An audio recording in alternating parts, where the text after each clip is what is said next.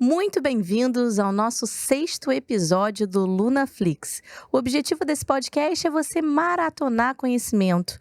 Toda vez que eu abro um episódio, eu chamo alguém que seja especialista na sua área para falar com propriedade de algum assunto muito interessante. Então hoje eu chamei Leonardo e Ana para falar de um assunto que está muito em alta e eu tenho certeza que muitos têm dúvidas sobre lipedema. Mas a gente vai falar também sobre linfedema, varizes, saúde vascular no geral. Então aproveito agora para apresentar vocês, Leonardo e Ana, muito bem-vindos. Vou pedir para cada um se apresentar e vou começar já com a primeira pergunta em seguida, beleza? Beleza, muito prazer estar aqui, Luana. Eu sou Leonardo Stambovski, sou cirurgião vascular. Trabalho aí nos últimos 15, 20 anos com varizes, basicamente. Sou louco por varizes e agora está com essa moda realmente do lipedema. E a gente acaba tendo que estudar, saber sobre o assunto. Então, prazer estar aqui mais uma vez. Tenho certeza que o papo vai ser muito bom. Muito obrigada. Dona Ana, se apresente, por favor, nossa baiana querida. Olá, Luna, tudo bem? Então, meu nome é Ana Clara, eu sou cirurgiã vascular também. Eu também me especializei na parte de varizes e lipedema. Acho muito importante a gente estar nessa fase de conscientização e de constante aprendizado sobre o lipedema, porque é um assunto que foi muito pouco falado durante muito tempo e que bom que estamos agora falando sobre isso. Sobre ele, né? Então eu queria aproveitar para perguntar para vocês dois, fiquem à vontade, quem puxa, quem fala, se fala junto. Basicamente, vamos entender o que é o lipedema e, acima de tudo, se vocês puderem trazer um pouco de história, assim, por que agora tem se falado mais? De onde veio esse boom? E como que a gente teve aí esse avanço do ponto de vista até de artigos, estudos e evidências, né? E, obviamente, eu vou trazer também para vocês a questão da nutrição nesse contexto. Mas quem quiser começar, fica à vontade. As damas primeiro.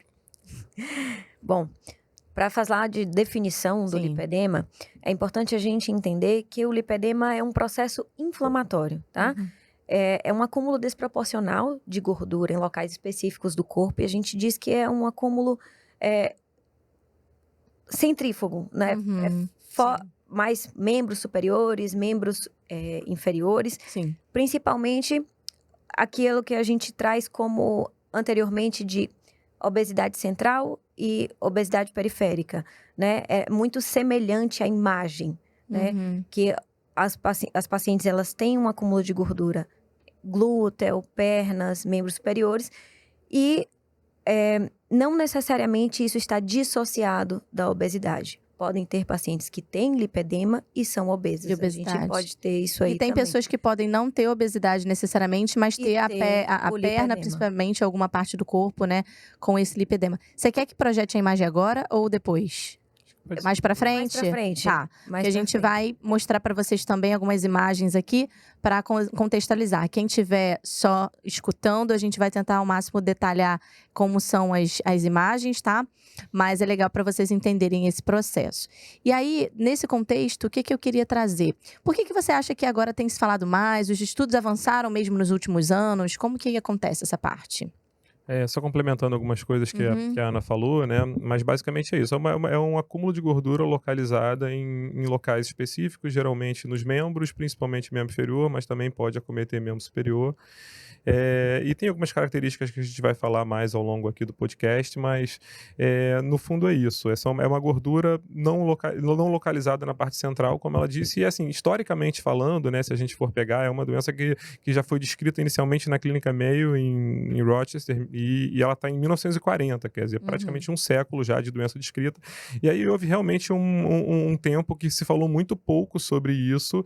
Aí teve um entre guerras, teve outros assuntos, e aquilo acabou ficando um pouco como uma perfumaria. Sim. E mais recentemente, de fato, ela vem sendo mais discutida, principalmente que ela não fazia parte de uma doença, não era uma doença descrita, é como uma doença na Organização Mundial de Saúde, mas recentemente ela vem entrando aí no CID-11, no CID-10 ela ainda não fazia parte. Ele entrou no CID-11, então ela entrou em, se eu não me engano, 2022 só que foi considerada de doença, né? Então é muito recente, de qualquer forma, o critério da doença do lipedema é de agora, né? Sem dúvida. E assim, é uma doença, né, extremamente incidente. Então, quando começou a se falar mais disso, todo mundo chamou a atenção porque muitas pessoas se identificaram com aquela coisa que as pessoas já tinham e às vezes não queriam um nome para aquilo, tinham uma dificuldade de às vezes perder peso na região das pernas, perdiam peso, faziam dietas e não respondiam bem nos membros, e aí aquilo chamou a atenção de muita gente naturalmente.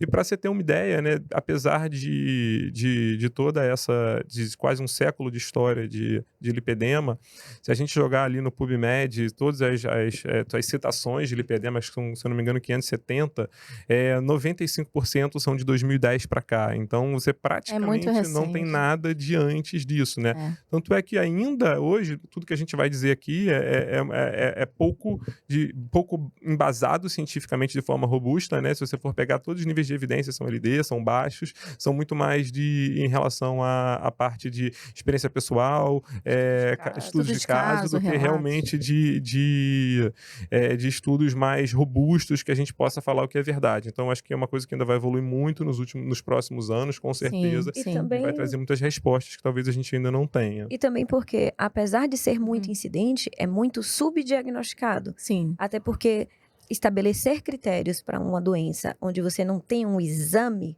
em que você diga, aqui bate o martelo, é isso aqui, que precisa muito ainda da parte clínica, da conversa, do papo com o paciente, acaba dando um entrave para os diagnósticos. Eu acredito, porque assim, na prática, a pessoa que quer saber, ela quer direto tentar ver se ela faz uma imagem e ele resolve. Então, até puxando desse gancho, quem vocês acham que... eu tô falando, eu chamei vocês por quê, né? Mas, enfim...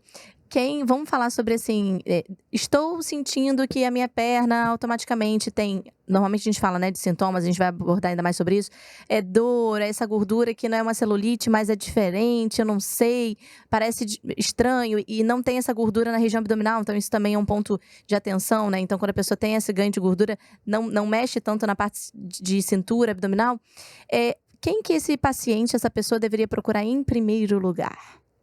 Então... E por quê? A gente fala muito que o vascular é a porta de entrada para o paciente que tem lipedema por dois motivos principais. Porque muitas vezes a queixa que o paciente tem é de dor, inchaço e peso nas pernas. Então, isso já vai muito a ideia de associar isso ao vascular. Sim. Né?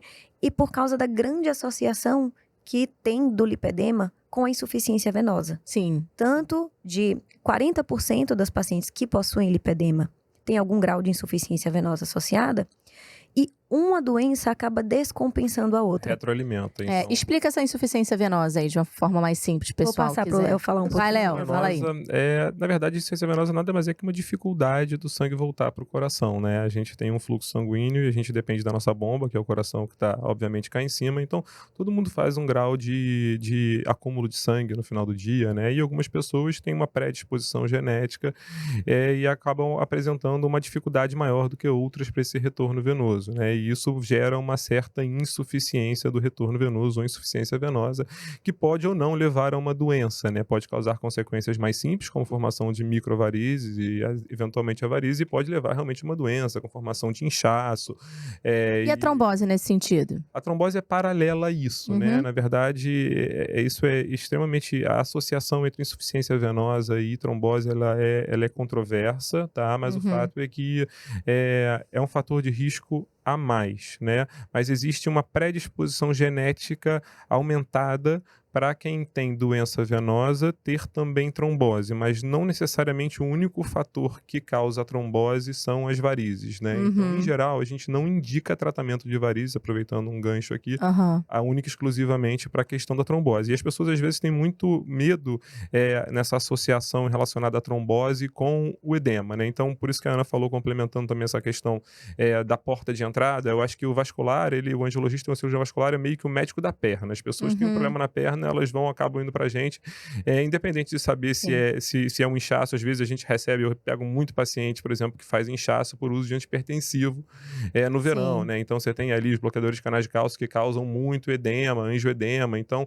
a gente acaba recebendo esses pacientes que às vezes têm inchaços de causas sistêmicas, orgânicas, que não vasculares, e então a gente acaba recebendo esse paciente. E o lipedema não deixa de ser mais uma causa de inchaço que as pessoas buscam uma solução e uma explicação para ela. Então, a gente acaba recebendo muito esses pacientes. Sim.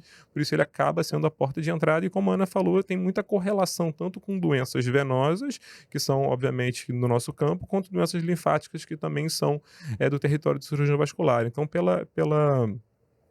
por essa correlação com essas doenças, eu acho que é muito uma doença que a gente acaba recebendo primariamente, mas, assim, antes de tudo, é fundamental as pessoas entenderem que para tratar corretamente Sim. lipedema precisa de uma equipe multidisciplinar, né? Sim. A porta de entrada é uma coisa, mas, assim, a condução não vai poder ser feita única e exclusivamente pelo cirurgião vascular ou pelo angiologista, vai ter que passar por uma equipe que vai incluir nutricionista, endocrinologista, cirurgião plástico, e a gente vai entendendo, e fisioterapeuta. Então, tem vários profissionais de saúde que vão ser importantes aí na condução e no manejo desse paciente com lipedema. Dessa doença, né? Cada um fazendo uma partezinha, a gente consegue entregar um resultado muito melhor. E é engraçado porque, assim, a gente está no 6º podcast e o objetivo, né, desse podcast é trazer essa maratona de conhecimento técnico, seguro, porque a gente tem muito. Eu postei até recentemente, fiz uma postagem falando sobre brain rock, seria esse lixo de rede social, de informações lixo, e tem pessoas viciadas nisso, e ficar vendo aqueles memes de coisas, e o cérebro fica viciado em ver besteira. Porcaria. E isso vira um vício a ponto de atrapalhar a parte cognitiva, criativa, desenvolvimento, neurodesenvolvimento. Se bota uma criança para ficar vendo conteúdo lixo, isso é pior ainda. Mas o que eu queria trazer, porque a gente está no 6º episódio, e a gente no episódio 1, nós trouxemos transtornos alimentares com uma psiquiatra, uma psicóloga, falando dessa questão da importância da equipe multidisciplinar. A gente teve 2º sobre ansiedade e depressão, com um psicólogo voltado para TCC, né? Em transtorno alimentar eu chamei uma psicanalista para trazer essa outra abordagem. Depois a gente teve no 3º episódio falando sobre... Qual foi o 3º aí, Matheus? Relembra aí. O 3º episódio foi sobre... Foi já o 3º, ginecologia? Não. Volta aí, 3º episódio. E olha que eu sou boa de memória. Ah, claro! A gente falou de bruxismo ATM com um fisioterapeuta e uma dentista. Falando de bruxismo ATM, toda essa parte aqui relacionada, que também tem a ver com ansiedade e todas as questões do mundo contemporâneo. Então, eles são osteopatas e uma dentista que explica bastante sobre isso. Ginecologia, a importância do trabalho em equipe. Depois a gente teve em ChatGPT empreendedorismo para saber como que a gente lida com toda essa contemporaneidade. Vocês, o que eu tô querendo trazer com isso? Sempre mostrando a importância do trabalho em equipe. Eu não acredito em nada diferente disso. Não tem ninguém que sozinho consiga transformar o mundo em algo diferente. A gente precisa desse olhar integrativo. Acho perfeito a ideia de que, a partir do momento em que o profissional ele entende que ele não é autossuficiente para tudo, que ele precisa do auxílio de outras pessoas para entregar o melhor resultado para o paciente, é o momento que o paciente se beneficia. Sim. E é difícil, porque vocês são médicos e a gente sabe na medicina o quanto que é comum, até pela educação que se tem dentro da universidade, que às vezes o médico tem um papel central ou único. Então, ele pega o paciente, ele domina. Então, a gente tem que trabalhar muito, vocês são melhor do que eu para dizer, a questão do ego, né? Então, só eu sei, eu tenho a verdade absoluta e eu vou ter que conduzir esse paciente até o fim. E até entre vocês médicos, não rola uma... Rola super.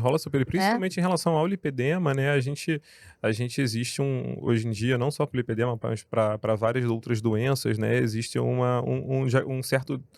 apesar da doença ser hipodiagnosticada, né, existe um certo diagnóstico de jargão. Então, você vai lá e você recebe aquele diagnóstico e pronto, você para de investigar todo o resto que é importante, ainda mais no lipedema, que se trata de uma doença, ou às vezes nem de uma doença, às vezes é mais até um sintoma de alguma outra inflamação sistêmica do que de uma doença, e você, com esse diagnóstico, você para, e o paciente às vezes recebe aquele diagnóstico de lipedema, e aí ele para de investigar outras coisas que são fundamentais também para esse funcionamento sistêmico dele, como questões hormonais e outras coisas que são importantes. Então é importante a pessoa receber um diagnóstico, mas não deixar de buscar todo o resto, e o profissional que fizer esse diagnóstico saber também, conduzir para os outros. Entregar e saber o momento de passar, né? Passar tipo assim, a bola, né? Eu sou cirurgiã vascular, mas a minha paciente que tem lipedema, eu percebo ali que ela... Descubro que ela tem hipotireoidismo ou síndrome dos ovários policísticos. Não não tá dentro das minhas competências tratar essas patologias. Eu preciso saber que esse é o momento de eu encaminhar para o outro colega que vai tratar aquilo e que ela vai ter muito mais benefício do que estando na minha mão naquele momento. Rola muita vaidade também, né? Aquilo, não, eu preciso dominar tudo. Mas, assim, sem dúvida, respondendo essa pergunta também, o vascular, o angiologista, né? O vascular é a primeira pessoa que vai poder dar com mais propriedade e detalhes esse diagnóstico, por se tratar exatamente de, principalmente, uma questão de membros inferiores, tem também superiores, e o risco inerente a questões de varizes, veias, por conta da própria doença. Então, dito isso, chamei eles, que são referência nesse assunto, que tem aí, Léo, inclusive, vou abrir aqui, ele é meu angiologista, trata as minhas varizes, que muito tempo sentada trabalhando é normal, a gente tem, e como ele falou, e eu também trabalho com isso, a questão da genética, né? Então, minha mãe tinha varizes, minha família paterna também tem, então, quando a gente tem uma tendência, a gente trata desde o início. E engraçado, né? Porque eu cheguei lá no Léo, falando, Léo, me incomoda. Esteticamente era sutil, sabe? Mas já me incomodava. E ele, quando ele começou a fazer como é que a gente faz? Você faz laser combinado, né? Laser combinado com esteroterapia e argelado guiado para a realidade aumentada, que é o CLACS, né? Aí ele usa realidade aumentada. Depois a gente pode até chamar para ele trazer algumas coisas, a Ana também.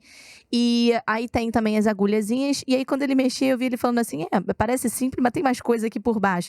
Porque muitos pacientes enganam, né? Aquela coisa mais estética, mas você viu quanto que tinha uma complexidade ali, né, na perna, nesse sentido. Aproveitando, né, hoje em dia tem essa certa roubo de especialidades em várias áreas da saúde, né? Sim. Então, existem coisas que são importantes. E, às vezes, até problemas estéticos e outros problemas, as pessoas subvalorizam, né? Então, são só vasinhos. E aí a gente sabe que aquilo, eventualmente, faz parte de todo um componente que precisa ser, pelo menos, avaliado por um profissional correto, né? Pode até ser que sejam só vasinhos, por exemplo, mas é sempre fundamental uma avaliação, porque a gente tem estudo robusto mostrando que pelo menos 80%, 90% das vezes a gente tem uma insuficiência venosa associada com uma nutridora, com eventualmente um refluxo safena, e algo mais importante que precisa ser tratado, mesmo que seja buscando um bom resultado estético, né? Sim. Quando você fez a minha avaliação, eu fiquei lá em cima do negócio, ele olhou tudo, eu não tinha... Como é que você vê se por exemplo, se eu tivesse alguma insuficiência venosa significativa? Onde você avalia? Tá, na verdade, a gente tem ultrassom das pernas, o Doppler é como se fosse o nosso estetoscópio, né?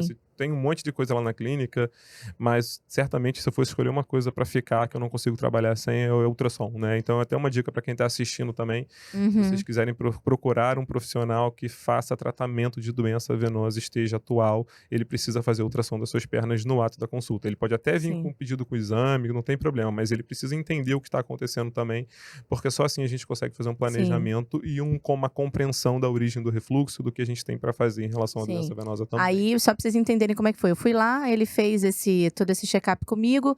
Afinal, então eu não tenho, né? Não. Você não comentou nada, né? Não comentou, então não deve ter. E aí, ele falou, olha, pro teu caso, pra quantidade de varizes que você tem, são tantas sessões. Isso que é legal, porque quando a pessoa dá o diagnóstico e vê como tá o estado, um bom profissional, ele vai entender quanto que ele precisa de tratamento para aquele caso. Então, algumas pessoas, ele vai falar, cara, 10 sessões. Ó, você tem que ser sessão e também é um caso de cirurgia. Não é caso de cirurgia. Então, esse é o caminho. Então, voltando aqui pro lipedema, quem tem lipedema costuma também ter muitas varizes ou não necessariamente? O que acontece? Tem uma forte associação, né? Sim. De até 40% das pacientes têm varizes associadas. Então, por exemplo, na minha consulta, toda paciente que chega para mim, que tem as queixas de lipedema, que a gente vai fazer a avaliação, na minha avaliação como cirurgiã vascular, inclui o exame de ecodoppler. Em toda consulta de toda paciente que tem lipedema. Por quê?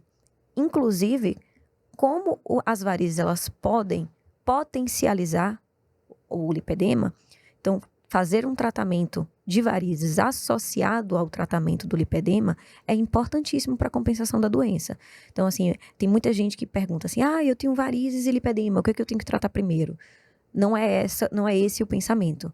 Ao contrário, você tem que tratar os dois em conjunto. Em conjunto, né? Porque a partir do momento que você consegue tratar um e tratar o outro, você consegue dar um melhor resultado para as duas patologias. Existe muita formação também de telangiectasia, que são aqueles vasos bem fininhos em pessoas que têm lipedema, que são vasos de pró-inflamatórios e de difícil condução. E às vezes parte, porque a gente tem que entender que grande maioria das doenças, e a doença venosa não é diferente, ela é uma doença inflamatória de microcirculação e uma doença mecânico-hidráulica, né? Então, a gente precisa tratar ambos os componentes, eventualmente, para que a gente consiga uma resposta mais adequada. Sim. E, às vezes, tratar o lipedema faz parte de uma melhora, tanto promovendo mais sucesso no nosso tratamento, mas também minimizando as complicações, como pigmentação, mancha, porque o paciente com lipedema é um paciente inflamado. Inflamado, né? Você tratar um paciente inflamado, em qualquer que seja o tratamento, isso vale inclusive para a cirurgia plástica destinada ao paciente com lipedema. É fundamental que o paciente seja desinflamado antes, porque se você tratar um paciente inflamado,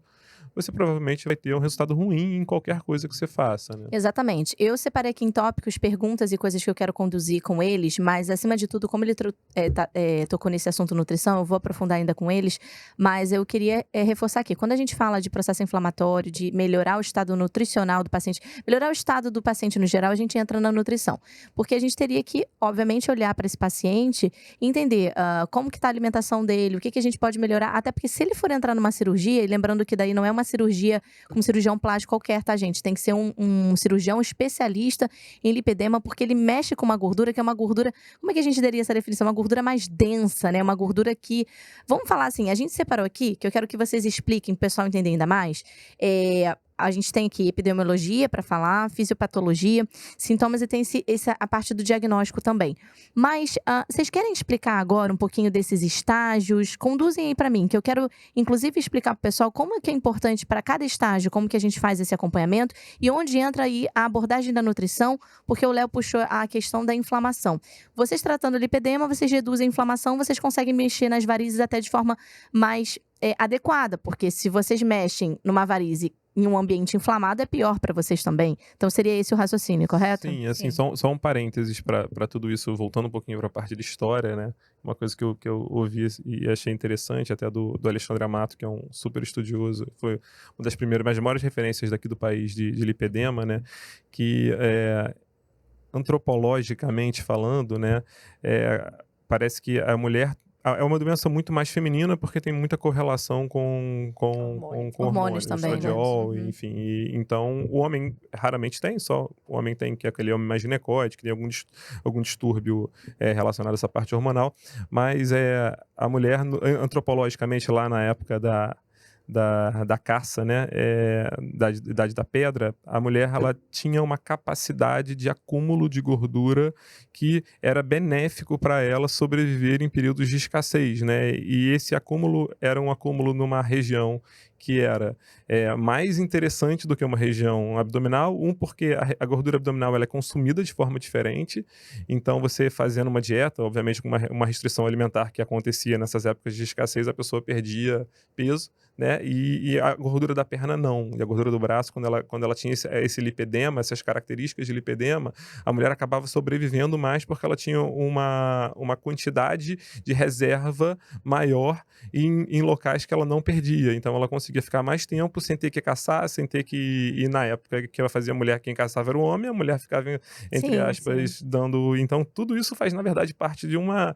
questão histórica, antropológica, como tudo, e até essa questão de ser ou não ser doença, né? A gente vai falar mais sobre isso, mas realmente existe um fator protetor da gordura não visceral, diferente da gordura visceral, que é aquela gordura abdominal, que é muito pior do ponto de vista cardiovascular. E então a gente precisa entender o que dividir as coisas, o que de fato é uma doença, o que de fato é uma manifestação estética de algo que é protetor, até para quando a gente for conduzir esse tratamento, principalmente quando o tratamento é mais intervencionista, com cirurgia plástica, se a gente está querendo tratar a doença ou está querendo tratar uma questão estética que de fato pode contribuir muito para uma piora da qualidade de vida e tem super indicação de tratamento. Mas... Principalmente quando tem sintomas muito dores e tal. Então, assim, o diagnóstico e o tratamento, eles são super pertinentes, mas, assim, é importante que as pessoas que tenham a doença, elas entendam que, assim, às vezes aquilo não é de fato uma doença, às vezes é um distúrbio, uma desordem, e entendam quando elas forem optar por determinados tipos de tratamento, qual que é o objetivo delas, se é a saúde, se é a estética, se é a melhora da qualidade de vida, então tudo isso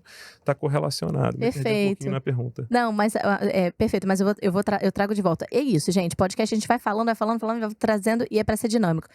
Quando você trouxe essa questão do fato de ser doença ou não, assim, a gente tem esse critério da doença, mas o Léo trouxe um ponto muito importante que eu achei legal para a discussão, é de humanizar isso. Calma, qual estágio tá? Quanto de sintomas clínicos e redução de qualidade de vida você tem com isso? Cada corpo é único. Vamos olhar para ele e ver realmente o que pode ser melhorado, quais as condutas podem ser tomadas. Tem muita paciente minha com lipedema, principalmente no estágio 1, é que agora esses diagnósticos estão sendo mais claros. A gente vinha em consulta que tinha uma região ali, principalmente membros inferiores, com inicialmente aquele aspecto celulite que incomoda, essa celulite que não sai e tal. E com a dietoterapia, intervenção dietoterápica, que você reduz esse processo inflamatório com exercício físico, que eu até acho legal a gente trazer quais seriam mais indicados nesse caso, isso já vai melhorando a ponto de, às vezes, não ser tão incômodo. E tá tudo bem. Agora, não, acompanhado de muita dor nas pernas, com muita sensação de pernas pesadas,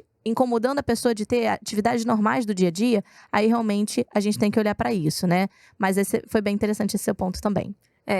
Até pensando aí nesse gancho de antropológico, né, as mulheres terem sobrevivido por conta disso, a gente vê que tem um componente genético, né, também do lipedema. Então, a gente consegue ver uma prevalência disso também, de a gente entender que isso já vem de muito tempo, né? Eu queria pedir para o Matheus colocar aí para mim a primeira imagem para explicar um pouco sobre os tipos de localização, né, do lipedema.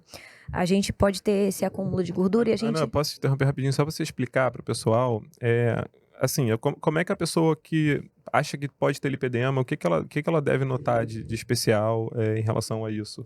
Pronto, então, o que ela pode olhar assim ela mesma, né? Antes de explicar a imagem, eu vou falar um pouco. A gente até já veio comentando de forma livre, né? Mas o que são os sintomas, né, do lipedema?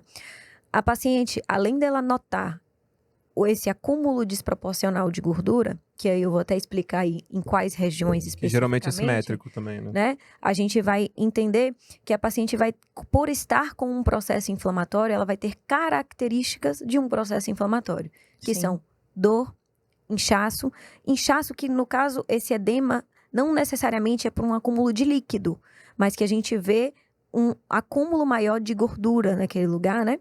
Peso nas pernas, a sensação de peso nas pernas, principalmente por estar com todo aquele processo inflamatório. Fragilidade capilar, que o que é a fragilidade capilar? Aquele roxo fácil que aparece, às vezes a pessoa nem percebe que se bateu e de repente tá ali com aquele roxo. Aquela perna que tá sempre com algum hematoma, né? Espontâneo, né? Pois é, espontâneo. Você não tem que estar se batendo pra estar notando aquilo então, ali. Então, nem necessariamente bateu, a pessoa fica ali com... É espontâneo mesmo. A fragilidade capilar é justamente pelo processo inflamatório, né? E essa gordura, como você já mesmo comentou, ela normalmente não responde tão bem à perda de peso. Às vezes a paciente emagrece de forma global, no entanto, aqueles locais específicos mantêm aquela retenção, né? Então, isso é muito importante. E um outro ponto associado é que é uma paciente que ela não tem esse edema, esse acúmulo generalizado.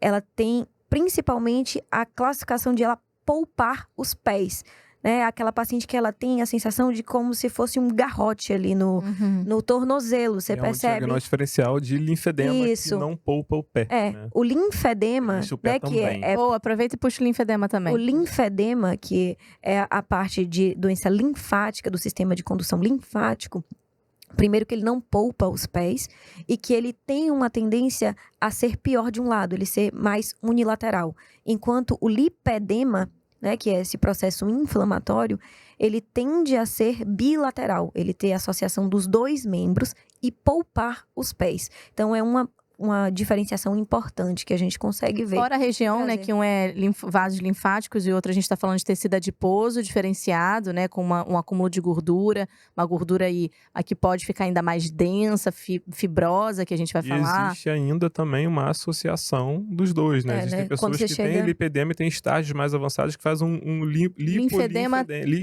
A gente, na próxima imagem, a gente vai explicar isso, que perfeito. A partir do momento em que o lipedema ele vai começando a destruir toda aquela parte, fazendo morte celular e fibrose, ela vai começando a fibrosar também o tecido linfático.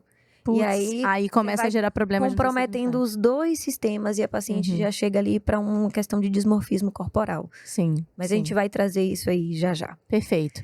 Quer explicar a imagem? Pronto. Então, as localizações a gente divide em tipo 1, 2, 3, 4 e 5, enquanto o tipo 1 é principalmente a parte do quadril, né? Aquele acúmulo de gordura que às vezes a pessoa vê no culote, né? Aquele acúmulo de gordura principal. O tipo 2, a gente tem essa parte também e se estendendo até a porção do joelho, mais ou menos. Tá. O tipo 3... Só te interrompendo, a galera que tá só escutando, não se preocupe que ela tá literalmente dizendo direitinho, tá? Então não muda nada pra imagem. Então 1 mais quadril, 2 vai até, essa gordura vai do quadril até o joelho. O tipo 3 é a perna inteira até a região do tornozelo, desde ali do quadril até a região do tornozelo. O tipo 4, a gente vai ter, além das pernas, também os braços, tá? E assim como no lipedema, nos membros inferiores, poupa os pés, nos membros superiores, poupa as mãos. Então, normalmente, é até a região do punho, onde tem esse lipedema, esse acúmulo. E o tipo 5... ele poupa, são nas pernas, mas ele poupa a região do quadril. Ele tem ali mais ou menos do terço distal de coxa até a região do tornozelo. Então, a gente consegue classificar como o tipo de localização, mas não é a única classificação do lipedema. A gente também vai conseguir classificar ele por estágios, e que essa parte de estágios é que vai fazer um pouco mais de diferença no nosso tratamento. Para o diagnóstico, os tipos de classificação não vão mudar tanto o que a gente vai precisar fazer para conduzir.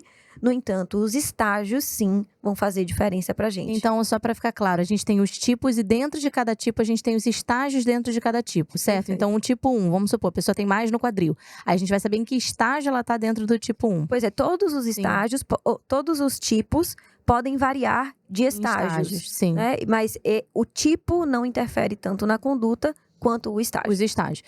O tipo 4, você acha que seria mais complexo por ter mais membros e regiões, né? Talvez. Um processo inflamatório aí maior. Assim, como a gente está falando de uma doença inflamatória, o tratamento, principalmente o tratamento clínico, ele vai ser de uma parte global, né? Metabólica, hormonal, anti-inflamatória. Tudo isso a gente vai atuar e ele vai atuar no corpo inteiro, né? A questão é que os sintomas das pacientes normalmente são muito mais exacerbados por você ter uma quantidade maior de regiões com aquele processo inflamatório. Perfeito. Mais inflamação. Né? Exatamente. Segue para a segunda imagem ou não? Segue para a segunda imagem para a gente falar agora dos estágios. Vai lá, Matheus.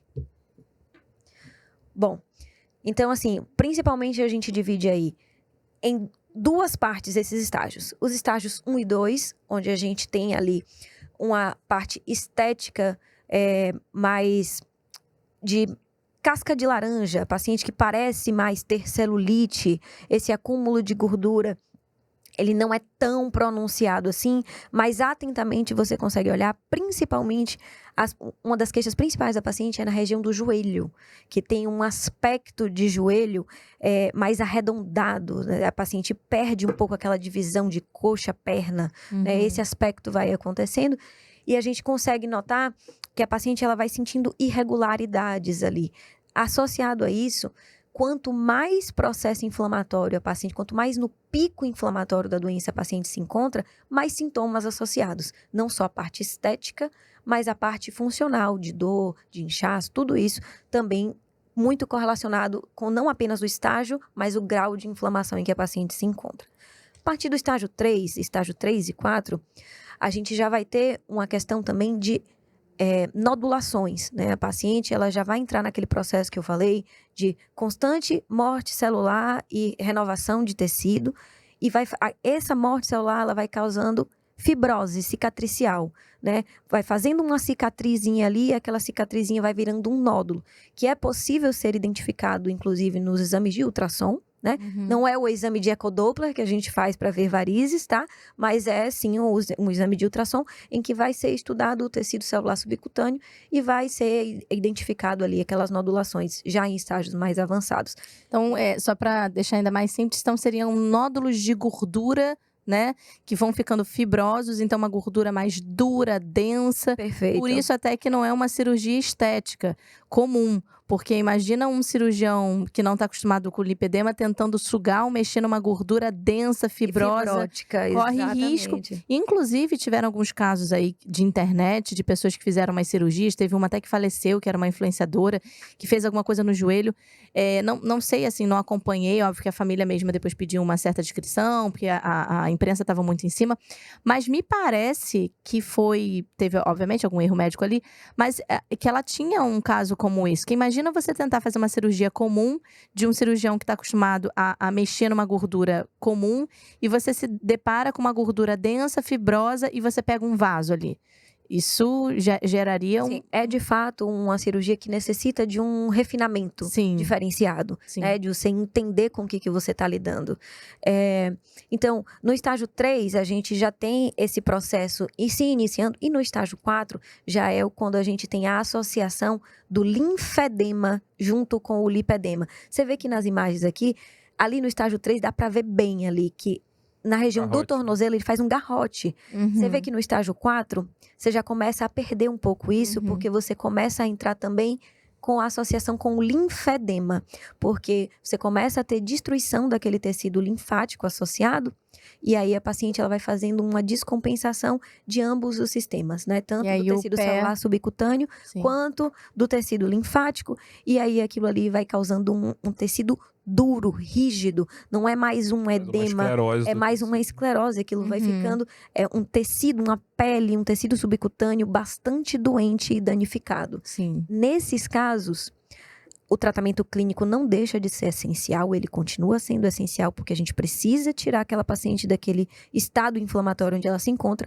No entanto, a partir de um estágio 3, 4, a gente não consegue tanto uma regressão com o estágio com o tratamento, necrosou, morreu célula, com o tratamento clínico. Nesses casos, se o desconforto estético é muito importante para a paciente, nesses casos ela precisa realmente ser avaliada por um cirurgião plástico para poder tentar adequar qual tipo de procedimento é possível ser realizado para ela. Mas é possível numa cirurgia plástica fazer manuseio disso? Sim. Manuseio, como assim? No sentido assim, porque tem tecidos que são necrosados, aí ele vai retirar essa parte, que acontece? mexer no tecido. Difícil, né? Não, a dermatoliposclerose, que na verdade é até uma consequência também da insuficiência venosa, né? Mas é por conta dessa destruição mesmo do tecido subcutâneo. Ele é um tecido extremamente friável, né? É um tecido é uma cicatriz, né? Então você mexer numa área cicatrizada não vai ter benefício nem do ponto de vista estético, nem do ponto de vista funcional. Você tem grande chance de complicação, né? Então, como a Ana falou, tem estágios que realmente passou do ponto, né? Infelizmente, né? Até para uma cirurgia isso para a cirurgia, a depender do estágio, por exemplo, no estágio 4, a cirurgia que a paciente vai fazer, normalmente chama debulking, que você vai retirar não apenas tecido celular subcutâneo, você vai tirar pele também, você vai fazer uma cirurgia, como tem abdominoplastia para barriga, tem uma cirurgia redutora para os membros. Então tira gordura e pele. Esse tecido que já tá duro, que já tá com assim, tão inflamado que já virou uma cicatriz, ali não dá para você mexer. Você consegue mexer na outra porção.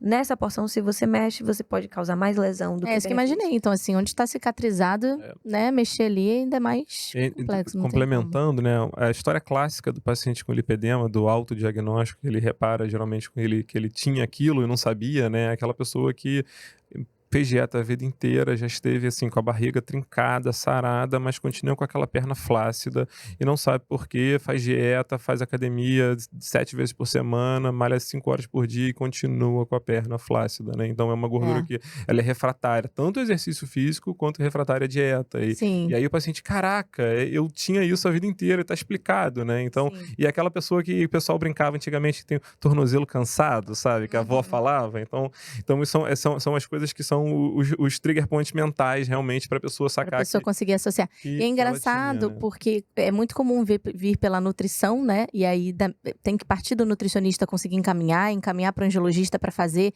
esse diagnóstico de toda a parte de veias e tal, para depois a gente entrar no resto da equipe, que vai ser importante também. Então, tem questões hormonais envolvidas, um endocrinologista, vai entrar numa cirurgia, um cirurgião plástico com especialidade né, com toda essa experiência em lipedema e por aí vai, a gente vai formando essa equipe. Psicólogo, porque o quanto que essa pessoa vai ser afetada, então acho legal a gente trazer também esses pontos da questão mental nesse tratamento, porque quando uma pessoa tem um diagnóstico desse, ela fala, lascou-se, né? Como é que eu vou tratar um negócio que é mais complexo? Já tinha dificuldade, então a gente vai montando. Mas na nutrição é muito comum, exatamente por isso que você falou. Já fiz todas as dietas da vida. Luna, por que essa celulite, começa sempre assim, né? Porque as pessoas não entendem, com detalhes para explicar, por que essa celulite na minha perna não sai de jeito nenhum? E aí, só para trazer esse ponto aqui da nutrição, tem muita coisa que a gente usa pela nutrição, ainda mais eu que tenho especialidade em fitoterapia, que auxilia demais, mas eu gosto sempre de trazer esse ponto. Tem que ser em conjunto, porque a gente mexe na dietoterapia, a gente vai mexer na parte de exercício físico e a gente vai entrar na parte mesmo clínica. Você vai ter que entrar com alguma cirurgia, o que vai ser feito, conduzido na parte vascular, né? Mas eu vou trazer também ao longo algumas diquinhas de que a gente pode fazer na nutrição. E complementando o que você falou, eu acho que é uma coisa que a gente tem que bater diariamente, a gente que trabalha com saúde, trabalha com expectativa, né? Então, as pessoas procuram a gente com uma expectativa muito grande, né? Então, o fato, principalmente no caso do lipedema, dela ter recebido eventualmente um diagnóstico que ela procurou a vida inteira, ela acha que por ter o diagnóstico ela vai ter um tratamento e uma cura. E a gente precisa trabalhar muito essa expectativa do paciente de entender que o fato de ter um diagnóstico é um fato que a gente vai conseguir conduzir, tratar, mas assim, a gente está longe de ter uma cura de uma doença crônica, né? Então, o que a gente vai conseguir ali é relativamente limitado, né? Sim, exatamente. Ana, o que você quer dar segmento aí? Então, a gente mostrou um pouquinho de como que a gente fala do diagnóstico, né? Tem um diferencial. Quer falar especificamente agora de tratamento? Quer falar só um pouquinho antes? Desculpa interromper. Vocês que mandam. De epidemiologia, né? Porque é extremamente incidente, né? Então, Bora, Léo. A gente tem aí estudos inicialmente alemães, aí falando de 12%, depois estudos foram feitos na Espanha passando para 19%, e aqui no Brasil a gente tem uma incidência, que é um estudo inclusive do Alexandre Amato, de 12% mais ou menos das mulheres com lipedema. É muita coisa, É muita né? coisa. Mais de 10% das mulheres ter, é muita levando coisa. em consideração que tem esse estudo de 12%, mas ainda é uma doença muito subdiagnosticada. Então, assim, provavelmente é muito mais.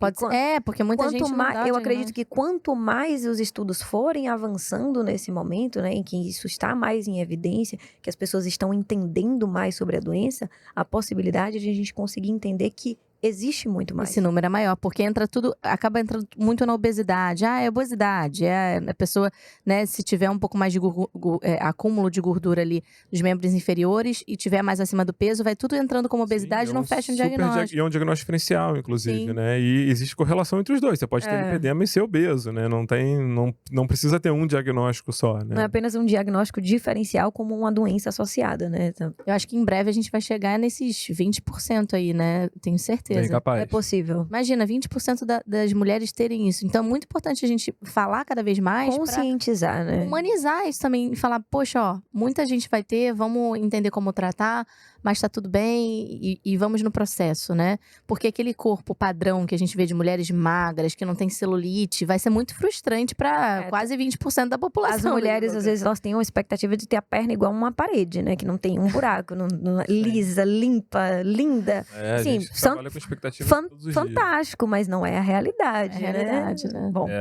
Metade da consulta, quem trabalha com doença veno-linfática e agora de lipedema também é alinhamento de expectativa. A expectativa. O paciente chega com uma expectativa no alto e a primeira coisa que a gente tem que fazer é jogar essa expectativa no chão, porque é medicina, é saúde, é doença, né? Então, assim, a gente tem uma limitação da técnica, não é um milagre, né? Às vezes o paciente deve querer tirar a veia que fala assim, cara, mas essa é tua veia, não tem como eu tirar ela da tua perna. Ela tá aí, você tem a pele clara, ela vai ficar aparecendo, né? Tudo traz consequência, né? Às vezes você vai tratar uma coisa que não tá incomodando tanto e vai te trazer uma consequência que vai te incomodar mais. Exatamente. Não dá pra pesar muito, né? Perfeito. Eu acho que antes da gente falar de tratamento, vale a pena a gente dar uma pincelada sobre as doenças associadas, né? Ao lipedema. Perfeito. Então, existem algumas doenças que elas, por estarem fortemente associadas, elas podem tanto ser gatilhos para a piora do lipedema, quanto elas, quando não tratadas, elas comprometem, quando elas não estão compensadas, elas comprometem muito o tratamento. Então, antes de falar do tratamento, eu acho importante pincelar sobre elas, porque eu vou falar no tratamento também. Primeiro, da parte mas endócrino-metabólica, né? Hipotireoidismo tem muita relação com os pacientes com lipedema. Síndrome dos ovários policísticos, tudo que a gente pensa ali que faz uma desregulação hormonal pode ter uma associação forte com o lipedema. Parte de varizes, a gente já falou, né? 40% tem associação com insuficiência venosa. 40% é coisa pra caramba, 40% né? 40% é coisa pra caramba, né? Uhum. Então, além disso, da parte mental, né? Tem muita relação com saúde mental. Só de você pensar que você tem uma condição que vai afetar tanto a parte estética quanto a parte funcional, você pode ver que existe uma relação importante, levando em consideração principalmente que é uma doença que atinge mulheres, né? A gente já... Eu, como mulher, posso dizer, né, que a gente tem muito aquela cobrança da gente mesma, com a gente mesma, de como é a expectativa que eu tenho que ter sobre o meu corpo. Então, eu tô ali diariamente tentando emagrecer, fazendo atividade física, no entanto, eu não tenho o resultado esperado que eu gostaria ali nas minhas pernas. Então, a gente consegue ver ali uma forte associação, principalmente com transtornos depressivos, transtornos de ansiedade, inclusive TDAH. Né, a gente consegue ver essa forte associação. E aí a gente pensa, né, eu gosto muito falar até sobre Divertidamente 2, né, ali a ansiedade como traz, para mim, uma principal definição de ansiedade é que é um excesso de futuro, né, você vê ali que no desenho a bonequinha traz todos os cenários possíveis do que pode dar errado. Então, a paciente, às vezes, ela tá ali com aquela expectativa de que ela tá no estágio 1 e ela tá morrendo de medo de que ela possa evoluir para um estágio 3, estágio 4, que aquela doença vá piorando.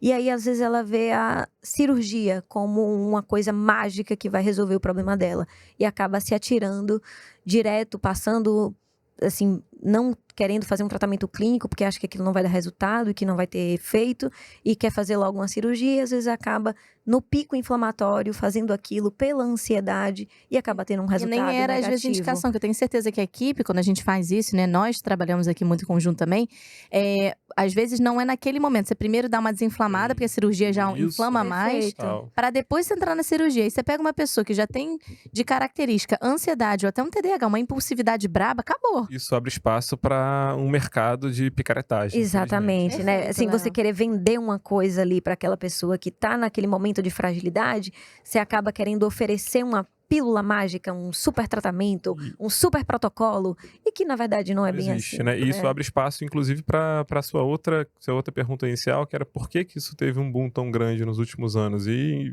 infelizmente ou felizmente, porque isso também faz com que a doença medicina esteja avance, né? mais em voga e coisas se procurem para a solução, existe um mercado que foi criado em relação a isso, que é um mercado perigoso, que tem muita gente boa e também tem muita gente picareta, né? Então, tem gente que quer exatamente isso.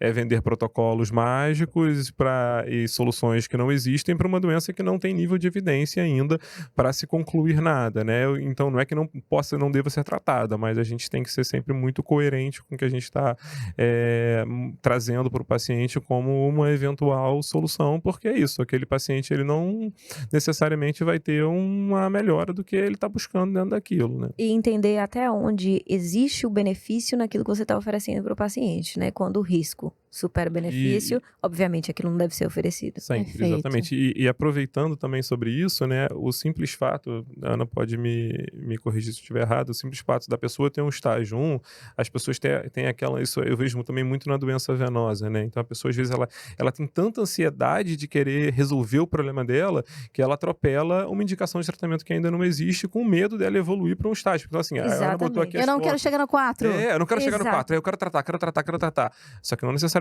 ela precisa tratar. E geralmente o simples fato dela já ter o diagnóstico, já estar preocupada com aquilo, já... Eu falo isso para Inflama mais, porque a ansiedade sempre. inflama. Assim, eu não quero chegar no estágio de ferida. Eu falei, você não vai chegar no estágio de ferida, porque você tem 30 anos e você tá buscando ajuda com 30 anos. Então, Eu tô aqui, calma, a gente tá supervisionando, tá acompanhando. Então, exatamente É isso. isso. Tem que alinhar esse momento. Não necessariamente o paciente que tem o estágio 1 vai evoluir para o estágio 2 ou vai... Isso é controverso, né? Então, assim, pode ser que evolua, pode ser que não evolua. Existem vários fatores que vão influenciar nisso e o maior deles, geralmente, é o fator inflamatório. E o paciente que acaba procurando procurando ajuda, ele basicamente ele já entendeu um pouco isso e ele vai ter que buscar dentro dele o fator inflamatório dele, né? E você sabe muito bem disso, não tem uma receita de bolo para isso, não tem um protocolo que seja aplicável. Isso vale para tudo na medicina. Eu tenho pavor de protocolo, eu tenho meu protocolo para isso. Eu tenho pavor dessa palavra protocolo, então, eu tenho ranço. Exatamente, porque o que acontece? As pessoas podem... O protocolo, ele precisa ser individualizado. E um protocolo individualizado, ele não pode ser um protocolo generalizado. Então, ele já não pode ser um protocolo. É paradoxal. Você pode se guiar através de direcionamentos. Exatamente, mas você não pode falar. Engessar aquilo ali. Falar, olha, é receitinha de bolo, toma aqui, você vai fazer já não é mais protocolo, então não pode usar a palavra protocolo. Exatamente. Então, assim, a pessoa precisa ser individualizada. Cada pessoa tem um fator inflamatório principal. Então, às vezes, a gente estava falando antes daqui de começar, mas dieta cetogênica, que o pessoal fala que é a resolução para todos os problemas. Pode trazer a nutrição, vamos falar sobre isso. Né? E aí você chega, às vezes, a dieta inflamatória para aquele paciente não tem nada a ver com a dieta cetogênica. Às vezes, o fator desencadeante da inflamação dele não é aquele necessariamente que está sendo Sabe o que eu acho interessante? Eu vou até mostrar para vocês aqui um artigo que eu separei para a gente discutir sobre essa questão já que vocês trouxeram, né? Sobre a dieta cetogênica e tal. É muito comum quando a gente pensa em... Lembrando que o lipedema pode estar associado, e muitas vezes ele está associado com obesidade. Eu não sei se vocês até trouxeram estatisticamente esse número, o quanto do lipedema com obesidade, se a gente tem isso aqui ou não. Se não, ok. Mas assim, pra gente pensar, né? O quanto que a obesidade e lipedema pode estar associado. Se a gente tem, com certeza deve ter algum percentual de estudo sobre isso. Então, é muito comum esses estudos, tá? Que muitas vezes vão com esse viés e às vezes até indo para a linha da medicina, não necessariamente com alguém ali que venha da nutrição fazendo esse estudo, pensar, bom, então vamos cortar o carboidrato. E a gente tem batido cada vez mais nesse ponto de que, para reduzir processo inflamatório, não necessariamente você tirar o carboidrato e aumentando a proteína e a gordura. Que tipo de gordura você vai dar para um paciente que já está inflamado com um tecido adiposo gorduroso duro? Então, assim, pode ser um tiro no pé. Então, por mais que a gente tenha essas evidências, eu gosto de olhar todas, né, que vão caminhando e tal, a gente tem que entender pela nutrição como que a gente vai fazer esse manuseio dessa dieta de uma pessoa que já tem um tecido adiposo e uma gordura aumentada, se esse consumo dessa gordura vai ser boa para esse indivíduo ou não. Se a gente for para a genética, já resolve todos os problemas, porque a gente vai ver que algumas pessoas têm a via do carboidrato ou da proteína e gordura como a principal via dela de utilização, e aí você consegue entender qual que você vai utilizar para até num déficit calórico induzir o paciente a ter uma melhora de redução de processo inflamatório. Mas se a gente não tem um painel genético, algo assim mais específico, quando o paciente consegue fazer maravilha, a gente sabe que não é barato, mas ajuda muito na minha conduta. Então, se eu pudesse indicar para todo mundo, consegue fazer? Faça. Eu tenho um dinheiro e tal, eu tenho uma condição bacana, eu consigo fazer.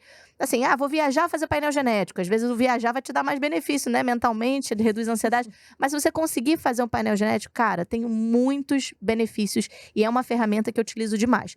Mas vamos lá. Tendo painel genético, ótimo. Não tem.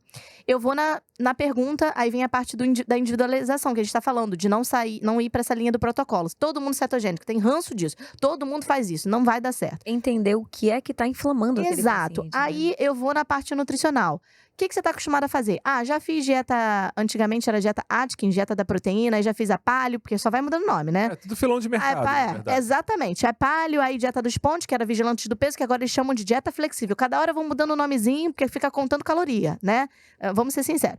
Aí só conta macronutriente, proteína, carboidrato e gordura. Se fosse isso a nutrição 5 anos que eu fiz na Federal, cara, eu fazia em 2 meses, né? Pra estudar isso. ChatGPT, pelo amor de Deus. Beleza. Aí você entende que a pessoa já fez algumas estratégias, ela não teve muitos benefícios. A gente vai mudando essas estratégias e vai vendo como que conduz.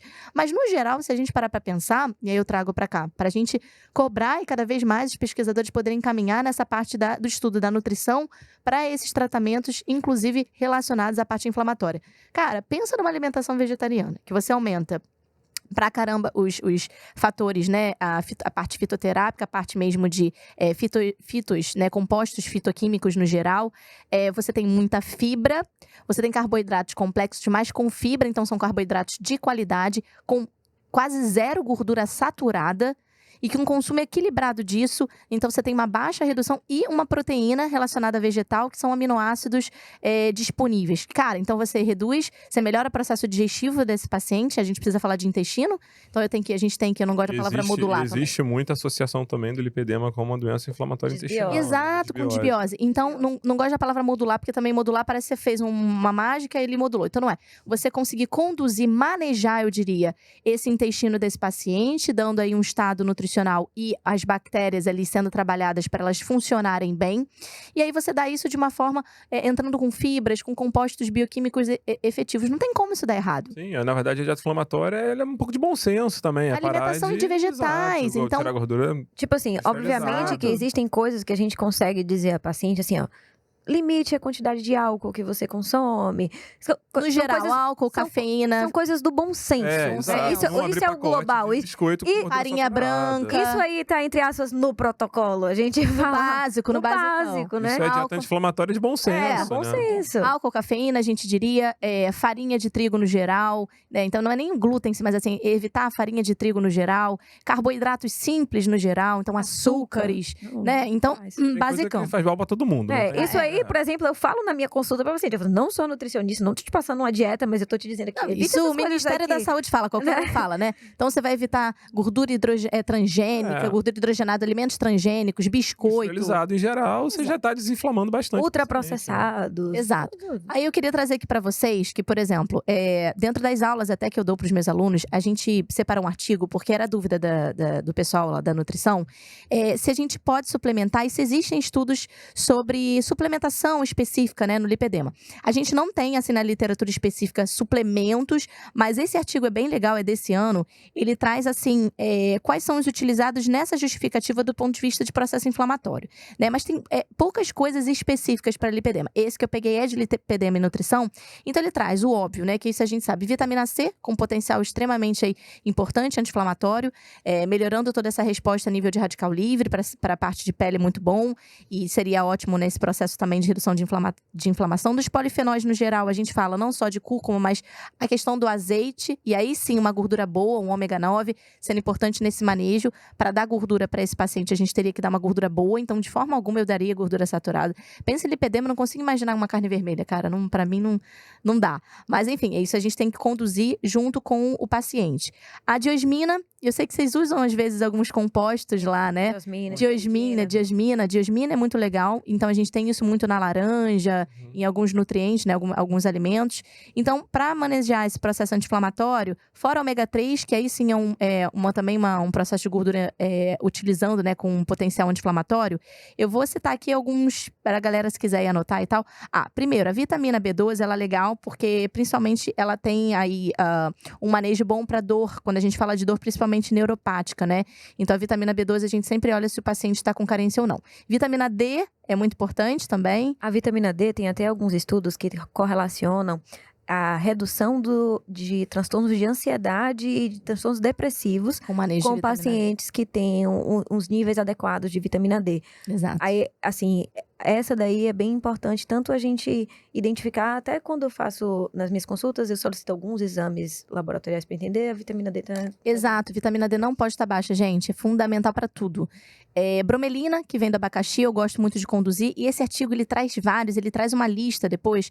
Selênio, que tem na castanha do Pará, magnésio, ele acaba atuando também como um relaxante muscular, então pode ser interessante, lembrando que a pessoa reclama muito de dor, então ali a gente vai ter uma redução dessa dor de forma geral. E também é legal até na condução da ansiedade, então eu gosto de utilizar bastante. Mas aqui, aí tem NAC, coenzima Q10, na nutrição tem um mundo muito bacana de manejo, né? Mas eu queria trazer alguns chás, já que a galera gosta também, que a gente pode utilizar. E a gente vai entrando, né, estrategicamente ali na nutrição, o que a gente pode trazer desses benefícios. E dos mais anti-inflamatórios que eu gosto, né? Mas isso tá citado nesse próprio artigo, tá? Gengibre, hibisco, moringa, canela, chá verde, casca de laranja, matcha, adoro matcha. É o chá verde mais concentrado, né? Ele é muito bacana. Chá de romã, tulsi, que é um chá bacana, açafrão da terra e aroeira. E dos antioxidantes, chimarrão, tem a galera do sul que já consome, é bacana. Chá verde, chá branco e pode ser o chá preto também, tá? Que seria diferente do café, mas obviamente a cafeína no geral a gente também fica atento. Então, tem muita coisa legal para usar pela nutrição, mas, de novo, é aquilo que eu falo. Se eu só mexer na nutrição, eu quero até que vocês vão falar de exercício físico, e a gente não ajusta o exercício. Isso aí, aproveitando, né? Que você tá falando, porque eu tava pensando exatamente nisso. Na verdade, assim, não existe muito estudo robusto para nada, né? Mas em relação também a essa questão de suplementação. Mas o fato é que é uma doença inflamatória, não tudo que a gente puder fazer para reduzir radical livre, né? Eu acho que é importante. Então, também no exercício. O exercício, em geral, é sempre benéfico, mas não adianta você pegar um paciente com lipedema e falar pro cara de sedentário correr uma maratona ou fazer algum exercício extremamente extenuante, porque aquilo vai produzir radical livre e vai aumentar a inflamação ao invés de ajudar, né? Então você tem Até a atividade física em excesso pode ser um gatilho inflamatório. Não só em excesso, como às vezes o simples fato de você estar fazendo uma atividade física que não te agrada é o suficiente para você promover um estresse metabólico e você inflamar mais ainda o seu organismo. Inclusive, essa questão que a gente está falando da mancha roxa, né, de espontânea, ela tem muita relação com o estado emocional do paciente. Sim. Então tem paciente que fala assim, pô, briguei com o meu marido ontem e aí apareceu um monte de mancha roxa. Fiquei estressado, tô cheio de placa roxa Então, na perna. Vê como a questão inflamatória, ela tá correlacionada com nossa parte mental Exato. A gente também. funciona Isso, como né? um todo. Se a gente não tá funcionando bem, nada funciona bem. E é engraçado, porque assim, a gente parar pra pensar pelo próprio a questão do exercício físico, o músculo, quando ele hipertrofia, ele entra num processo inflamatório. Uhum. E aí é um processo inflamatório natural, de hipertrofia e tal. Só que dependendo do estado onde esse paciente esteja, estágio que ele esteja, com certeza, hipertrofiar ele naquele momento pode não ser tão interessante. Talvez um exercício mais leve, uma Exercício caminhada. na água, para quem tem Exatamente. problemas vasculares de uma forma geral, não só Natação hidroginástica. Qualquer coisa dentro da água. A meia pressão elástica, hidrostática exatamente. da A meia água. elástica, inclusive, foi baseada na coluna hidrostática de água. Então, ela vem comprimindo mais no profundo, né? Que a pressão é maior, ela vem gradativamente diminuindo a pressão. Isso faz uma drenagem linfática. É uma drenagem Natural. natural, né? Natural. Fazer hidroginástica, natação, drenagem natural, né? Que mais? Então, exercícios na água são indicados. Exercícios, eu acho que, inclusive, mais leves, né? Caminhadas são indicadas Tudo tá também. liberado, né? Assim, eu acho que não tem esse engessado, né? Mais importante do que qual o exercício, a atividade na água é excelente, ok. Mas mais importante do que qual exercício é o melhor exercício é aquele que você se adapta. Né? Assim, pra mim é academia. Ótimo, que bom que pra você é Mas academia. não tem nenhum exercício que seja. Pra que mim, o pessoal bote como contraindicado, não, né? Não, tem é assim, nenhum é estudo, isso. não. Você pode pegar um eu particularmente posso dizer, eu não gosto de academia, eu não me dei bem com corrida, não sei correr. Pode ser até que se eu aprendesse eu gostasse, mas eu não sei. O que pra mim funciona? Eu gosto de fazer Muay Thai.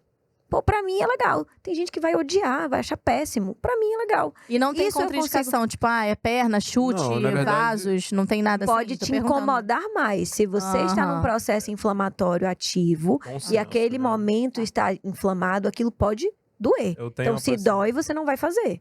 Né? Entendi. Se você sai do processo inflamatório, aquilo pode não te incomodar mais. Entendi. Né? Então, o mais importante é você conseguir adequar aquilo que vai conseguir entrar na sua rotina. Se você faz uma atividade física por obrigação, se você faz aquilo ali porque me mandaram fazer, não é porque aquilo ali me dá A prazer, pessoa já vai irritada, né? você vai é parar de isso. fazer. Não adianta- Agora, eu fico pensando, me fala essa história que você quer contar da tua paciente, mas é que eu fico imaginando, pô, uma pessoa com lipedema, com dor, fazendo um crossfit. Tem coisa que eu fico pensando que então, não combina muito. Não adianta mas você pegar uma enfim. pessoa sedentária que precisa perder peso, entre aspas, e colocá-la no Não, crossfit. O crossfit pode ser feito se ele for bem orientado. Eu fiz crossfit muitos anos e eu fazia crossfit num lugar que funcionava bem. Eu sei, porque vale lembrar que o Léo é meu paciente também. A gente troca aqui tudo. Então assim, eu sei que assim, tinha gente muito gente mais velha, gente machucada, então era um crossfit muito individualizado e orientado. Tá. Então, assim, todo exercício físico, de uma forma geral, quando bem orientado, é legal. válido. Pode ser feito. Agora, alto impacto, para quem tem lipedema e não tá acostumado a fazer alto impacto, não é uma boa, Tende né? a ser ruim, né? Eu tava lembrando da história que eu ia falar pra você, uma paciente já tem alguns anos, isso é uma paciente até que era médica, é paciente minha de Ela ainda é varizes. médica ou ela faleceu? Ela ainda é médica, ela é ela é médica. jovem, né? Mas ela tinha lipedema, né? Numa época que ainda não se falava tanto de lipedema, e ela entrou pro futevôlei. Ah. Cara, e ela me mandou uma foto, logo depois, assim, a perna dela, tipo, parecia que ela tinha sido atropelada. Muito hematoma. Eu fico imaginando uma mulher fazendo Muito futebol hematoma. com lipedema, chutando a canela então, dela, assim, cara. Ela perguntou pra mim, eu amo futevôlei, eu preciso parar? Eu falei, não, mas você vai ficar roxa. Tipo, É só você Uma alinhar a bolada. a expectativa. escolha é sua, não tem problema nenhum, o roxo vai sair, né? Mas assim, não é que... Mas do ponto de vista vascular, eu o tempo todo sofrendo ali um impacto naquele local, não é muito É bom, assim, né? até uma formação de neovascularização, formação de novos vasos por impacto, mas assim, é isso, é sempre bom senso. Bom senso tem que estar acima de tudo, acima de medicina, acima de tudo. Ó, continua o né? futevôlei, mas seja muito boa pra você tomar menos bolada e acertar Essa mais. da cabeça, da cabeçada, sempre tem uma solução, né? usa a cabeça, menos do que a perna. Bom, Perfeito. O que mais, Ana, que a gente tem eu pra acho que trazer? agora dá pra gente falar do tratamento, assim, mais explicado. A gente já última deu... interrupção, prometo. Fala, Léo. Ana, fala o que você acha que, assim, existe alguma forma da gente fazer... As pessoas têm muita ansiedade em ter um diagnóstico. Ele sentiu, ele é o apresentador, ele vai te perguntar agora. Vai, Léo, pergunta pra ela. Se existe alguma forma... Não, só porque tamo eu vou me não. lembrando. Vai, existe alguma forma? Não, tem os pacientes em geral, eles chegam com muita ansiedade de ter um diagnóstico, às vezes firmado por um exame ou alguma coisa. Existe alguma Verdade. forma da gente fazer um diagnóstico e dar pra esse paciente um carimbo, assim, você tem lipedema? Assim, o que Boa acontece? pergunta, curti. Tá promovido. Uma das principais, não sei se diria dificuldades do lipedema, é que o diagnóstico é eminentemente clínico, né? A paciente chega, ela tem os sintomas, você faz uma avaliação com exame físico detalhado, Uhum. você é capaz de diagnosticar lipedema, na maioria dos casos. Exame físico e um angiologista. Você tá falando, é muito simples, bota pra qualquer outro médico que não vai saber Não, fazer isso. Vocês, angiologistas. Você vai conseguir diagnosticar na maioria dos casos. No entanto, tanto para dúvidas diagnósticas, você tem um paciente que você não tá seguro de que aquilo é de fato lipedema. Às vezes a paciente é oligossintomática, tem poucos sintomas, mas tem um desconforto importante em algum dos sintomas, você consegue. Tem algumas opções, tem descrições tanto de fazer com tomografia ou ressonância para você avaliar a parte de nível de tecido celular subcutâneo relacionado a tecido muscular, e você conseguir fazer a relação e você ter um diagnóstico, você identificar aquelas regiões de nodulações de tecido. Já em estágios mais avançados é mais fácil a gente ver com esses exames. E tanto quanto um exame mais simples que a gente tem mais acessível, que é o ultrassom. Né? No ultrassom é possível também você avaliar essa proporção de gordura e tecido muscular e identificar principalmente se o paciente já tem ou não nodulações, para a gente conseguir até modificar ele de classificação. Sim. Né? Em estágios. Então, é possível você lançar mão de exames diagnósticos, de exames de imagem. No entanto, na maioria dos casos, eles não são necessários. Né? Assim, você não precisa pedir o exame para dizer à paciente que ela tem lipedema. Mas você pode falar isso clinicamente. Você pode, mas sim, assim, não muda a conduta em geral. Tem né? pacientes que eles têm realmente essa necessidade de ter alguma coisa que prove. É aquele que precisa ver pra crer, né? Então você Isso. tem que dar uma coisa. Então, sim, nós podemos lançar mão de alguns exames. Não tem, por exemplo, um exame de sangue. Colhi esse exame de sangue aqui. Tem até alguns estudos que eu vi, que eu achei até interessante, porque parece que existe um acúmulo maior de sódio, né? Tem uma alteração até na parte de colesterol, perfil de colesterol. mais sódio dentro do adipócito das pessoas que têm lipedema, Porque né? ele faz um acúmulo de líquido intracelular. Já tentaram E o fazer perfil biópsia. lipídico também, que muda um pouco ali a conformação, que dentro de todo o contexto vai ajudando a gente a entender. Você consegue ter ferramentas que te auxiliam. Mas, por exemplo, você não consegue dizer assim, não, por causa desse nível de sódio. Não tem, assim, é isso. É como você tem até dosagens de um VHS da vida, na verdade, de um PCR, pra ver se a pessoa tá inflamada. Que na maioria das vezes, não vão estar alterados. Assim, podem não estar, né? Nos meus exames, por exemplo, eu solicito um VHS, um PCR, pra ver ali se aquela paciente tá com um pico inflamatório realmente que tá dando repercussão laboratorial. Mas na maioria das vezes, não necessariamente pode dar, não vai né? estar, né? Pode. Tem até coisa pra interleucina tecidual, pra biópsia, mas assim, é isso. Na verdade, a gente vai ter muito tempo aí pra caminhar nesse O que aparece lipoproteína, né? o que vai aparecer desses que de fato vai ser efetivo no diagnóstico. E provavelmente, assim, a gente tem, por exemplo, linfedema, né, que a gente tem, que é uma doença também subdiagnosticada, acaba que o diagnóstico também é clínico, né? A gente tem a linfocintilografia, mas assim, eu conto nos dedos às vezes que eu pedi na minha vida, porque ela não muda a conduta. Às vezes não vem muito alterada, às vezes tem alterada e... Queixa clínica e visual você já consegue matar. Se vier negativo, você não vai falar que não tem. Se vier positivo, você já sabia. Exatamente. E aí você faz sempre essa análise clínica do linfedema também, né? E junto com as suas queixas. O diagnóstico é muito mais o diagnóstico diferencial de outras doenças que a gente consegue, de fato, diagnosticar. Descarta todas e é um diagnóstico de exclusão. O conjunto de... Diagnóstico por exclusão, perfeito. O conjunto de sinais e sintomas e comorbidades e tudo associado. Por exemplo, chega um paciente, vem para consulta de varizes. né? Tá lá na sua consulta de varizes. Aí você vai lá perguntando na sua anamnese, o que você toma de remédio? O que você tem de doença? Ela, eu tenho hipotireoidismo, já tratei síndrome dos ovários policísticos, tô aqui buscando um atendimento por conta das minhas varizes. Você vai fechando eu tomo uma fluoxetina, porque tô na nutricionista, mas eu tô reclamando aqui que não tem. Aí, assim, você vai juntando, assim, nossa, que ela tem já 4 comorbidades fortemente associadas ao lipedema. Quando ela tirar, quando ela tirar a calça pra eu avaliar, assim, tem uma chance grande de eu encontrar, mas vamos lá. Aí quando ela tira, ela fala assim, nossa, isso aqui me incomoda tanto, essa gordura que eu tenho aqui, pô. Não, e é um diagnóstico clínico tão florido, né, que assim...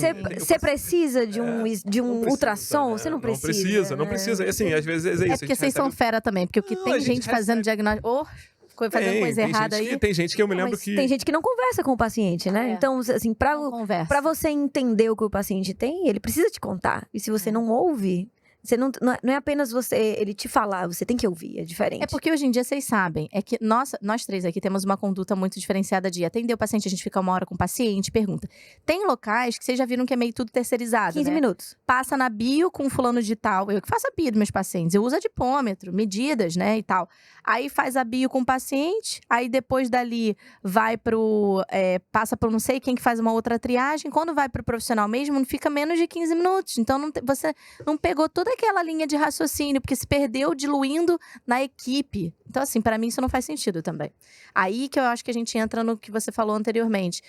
A área da saúde, se a gente não tiver cuidado, ela já tá virando, né?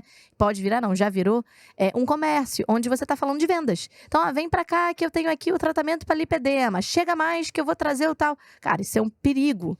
Então, infelizmente, a gente tá se expondo muito nesse sentido. E é uma área que, assim, o próprio médico, ele tem muita dificuldade de lidar com coisas que ele não aprendeu na faculdade, né? Então, o lipedema é uma coisa que não é discutida na faculdade. Primeira vez que eu, particularmente, ouvi lipedema, eu tava na residência, foi por um acaso que eu tinha um chefe, o Arno, que era um cara fantástico, que falava direto de lipedema, e eu me lembro que ele mandou um paciente para um endocrinologista falando, encaminha o paciente para conduta clínica com o lipedema, e o cara devolveu Disse que não sabia e botou linfedema interrogado. O cara não sabia nem que existia o negócio, era uma pessoa super boa. Então, assim, realmente é uma coisa nova e que a gente tem que buscar essa formação complementar em outras coisas, né? Falamos de exercício, quer falar de cirurgia? Fala de tratamento. Vou falar de tratamento agora de uma forma mais organizada pra gente deixar ali nas caixinhas da cabeça, né? Sim. Assim, CISI não...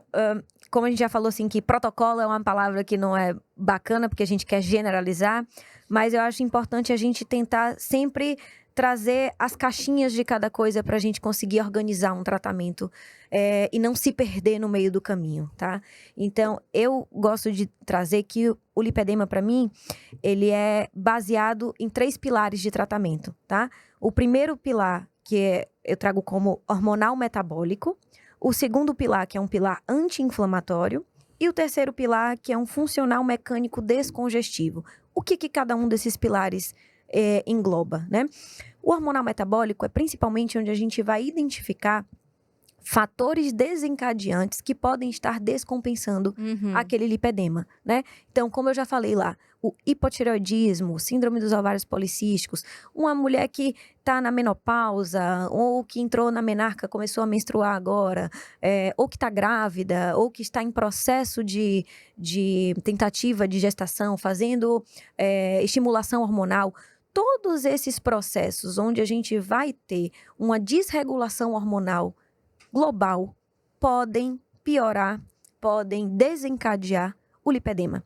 Então, é sempre importante a gente iniciar no processo de tratamento a identificação desses fatores, onde a gente consegue atuar nesses fatores, não necessariamente eu, o cirurgião vascular, mas a equipe multiprofissional que vai acompanhar aquela paciente possa atuar inibindo aquele fator. Então, se tem um hipotireoidismo subclínico não tratado, vamos tratar, vamos organizar aquilo ali, vamos deixar a casinha em ordem para poder a gente iniciar o tratamento e seguir fases para o tratamento, né? É porque um hipotireoidismo tratado, você vai melhorar a parte metabólica, o paciente normalmente tem uma alteração na taxa metabólica dele, basal, aí dificulta ainda mais o emagrecimento. Exatamente. Aí você corrige a tireoide, ele já melhora na dieta do emagrecimento. Você pensa que é um acúmulo desproporcional de gordura em local específico. Sim. A paciente está mantendo um quadro que pode potencializar o acúmulo de gordura.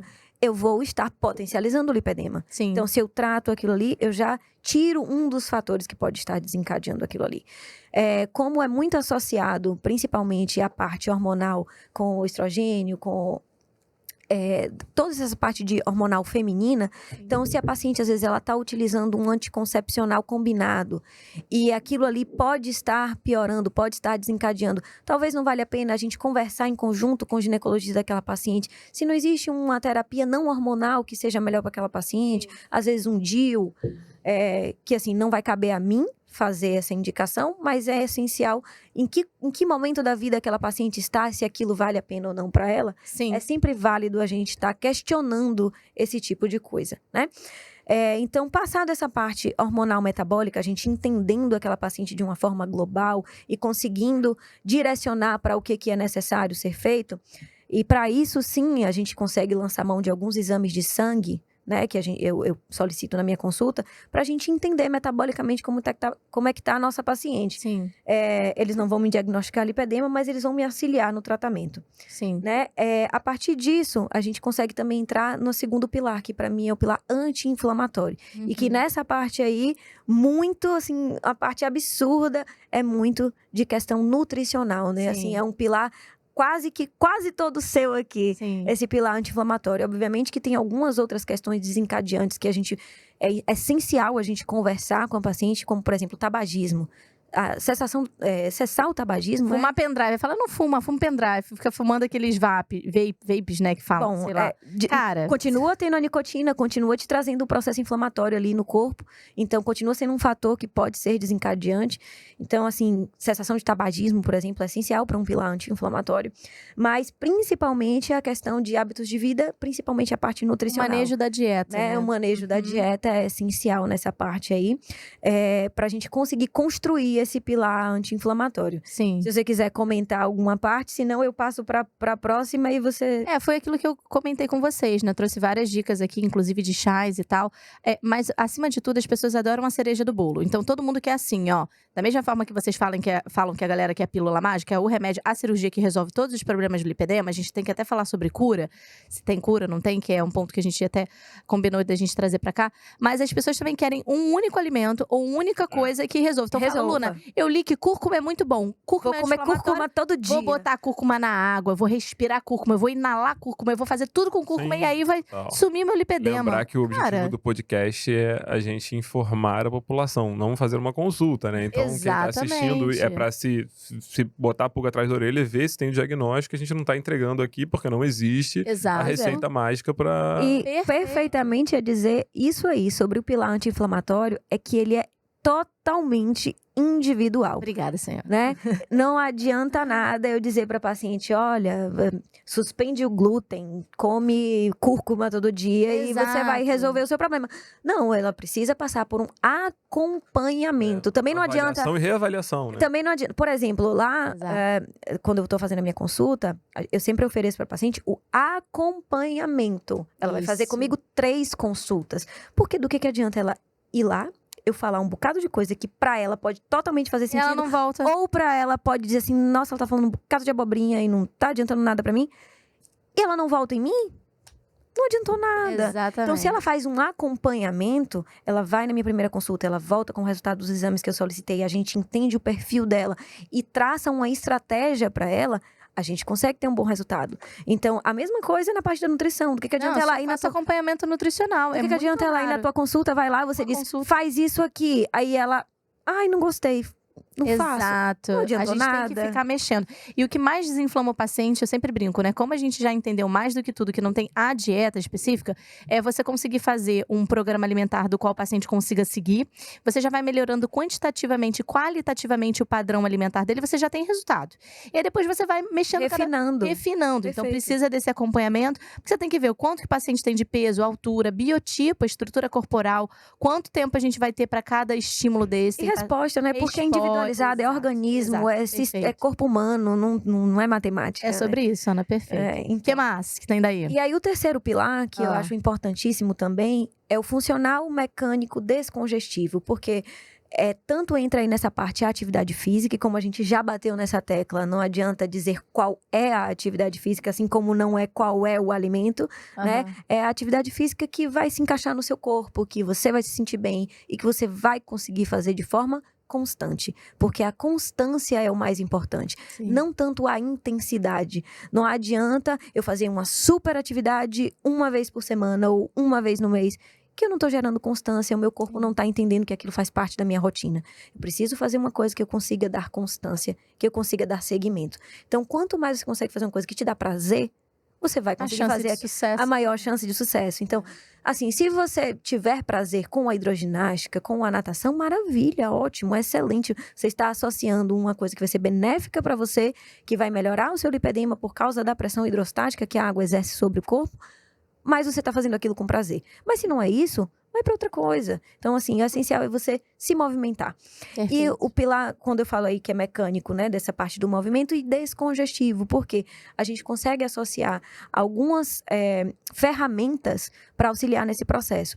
Uma das ferramentas que a gente até tem lá na clínica que a gente faz é a bota de compressão pneumática, porque ela vai fazer toda uma ativação ali daquele sistema linfático, vai auxiliar o retorno venoso e vai trazer um processo anti-inflamatório ali para a paciente, porque ela vai ativar de forma ascendente do tornozelo em direção à raiz da coxa, comprimindo ali e ativando todo esse sistema. Perfeito. A bota, ela fica pé e tornozelo? Ela pega até pé e tornozelo? É toda, até a raiz da coxa. Você vai até a coxa? Ela inteira.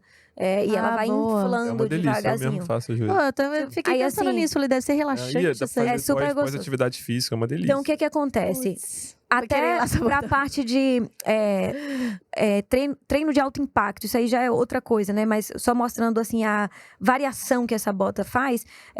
Jogador de futebol de alta performance faz a bota de compressão pneumática, obviamente, com outros parâmetros, né? E com acompanhamento, ninguém vai ficar comprando bota pela internet. Com outros parâmetros, faz para auxiliar o processo de recuperação muscular. Então, assim, você vê que tem uma atividade que ela é bem variada. Então, assim, para paciente que tem lipedema, diferente de mim, de você, do Léo, que você chega lá e a gente consegue botar parâmetros bem mais altos e você ainda sentir conforto, relaxar e achar delicioso. Paciente com lipedema, ela tem uma hipersensibilidade. Então, a gente tem que saber o que está fazendo, a gente tem que fazer com cuidado, a gente tem que entender a limitação da paciente e conseguir fazer da forma que vai ser benéfico. Não adianta eu chegar lá e colocar ela com um parâmetro elevado, ela vai chegar lá, ela vai sentir dor. Dor, né? Ela não vai querer fazer. Vai ser desconfortável. Então, a gente tem que entender. E o bom dessa bota é que ela é bem variável. Então, a gente consegue modificar parâmetros e trazer para um patamar de conforto para a paciente, entregando um resultado bom. Ela tem, tipo, níveizinhos, né? Exatamente. Totalmente moldável, né? Regulável. Ela tanto níveis de pressão, quanto de região. Então, às vezes, a paciente tem nervosinho no pé. Tem nervosinho no pé. Não quer que aperte cócegas. Pois a gente consegue ajustar tudo isso. Lembrando também que não substitui por completo a drenagem linfática manual. Exatamente. Né? Que a paciente que ela faz um tratamento, que ela faz ali aquele tratamento com a bota de compressão pneumática, pelo menos uma vez no mês, é interessante que ela faça uma drenagem linfática manual para poder mobilizar aqueles linfonodos e evitar fibrose de linfonodos. Porque a gente está hiperestimulando ali aquele sistema. Então, só uma vez no mês a drenagem? Não seria toda semana, assim? Sei lá, se ela faz o tratamento com a bota de compressão pneumática, o ideal é fazer uma ou duas vezes no mês uma drenagem linfática manual, né? Também manual. Sim, perfeito. Posso perguntar se existe cura? Pode, claro. E aí? Quer falar, Léo? Cura? Não tem cura, né? É uma doença crônica, né? Na verdade,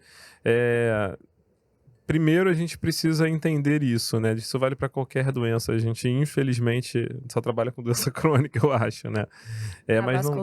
Vascular é doença crônica, né? Que a gente estava conversando inicialmente, é uma questão inflamatória, é uma questão hidráulica, é uma questão mecânica, então, e é uma questão genética, né? Então, tudo isso vai influenciar e por ser crônico, não tem cura. Isso não quer dizer que a gente não deva tratar e não precise tratar. Mas pelo contrário, a gente quer estabilizar a doença. A gente quer estabilizar a doença e impedir a evolução dela, sem pânico também, né? Lembrar isso, que assim, agora eu tenho lipedema, sou doente. Também não é assim, não é pra taxar a pessoa com um diagnóstico e dar uma sentença. O diagnóstico não é sentença, essa frase é clássica e é super, super atual.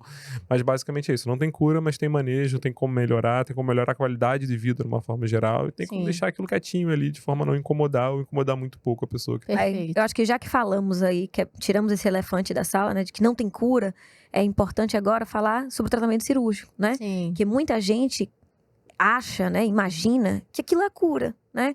Operou e acabou. Se você tem lipedema e você vai tirar a gordura ali, curou, resolveu. Ela volta? A questão maior é que a gente tem que lembrar que o lipedema é um processo inflamatório, né?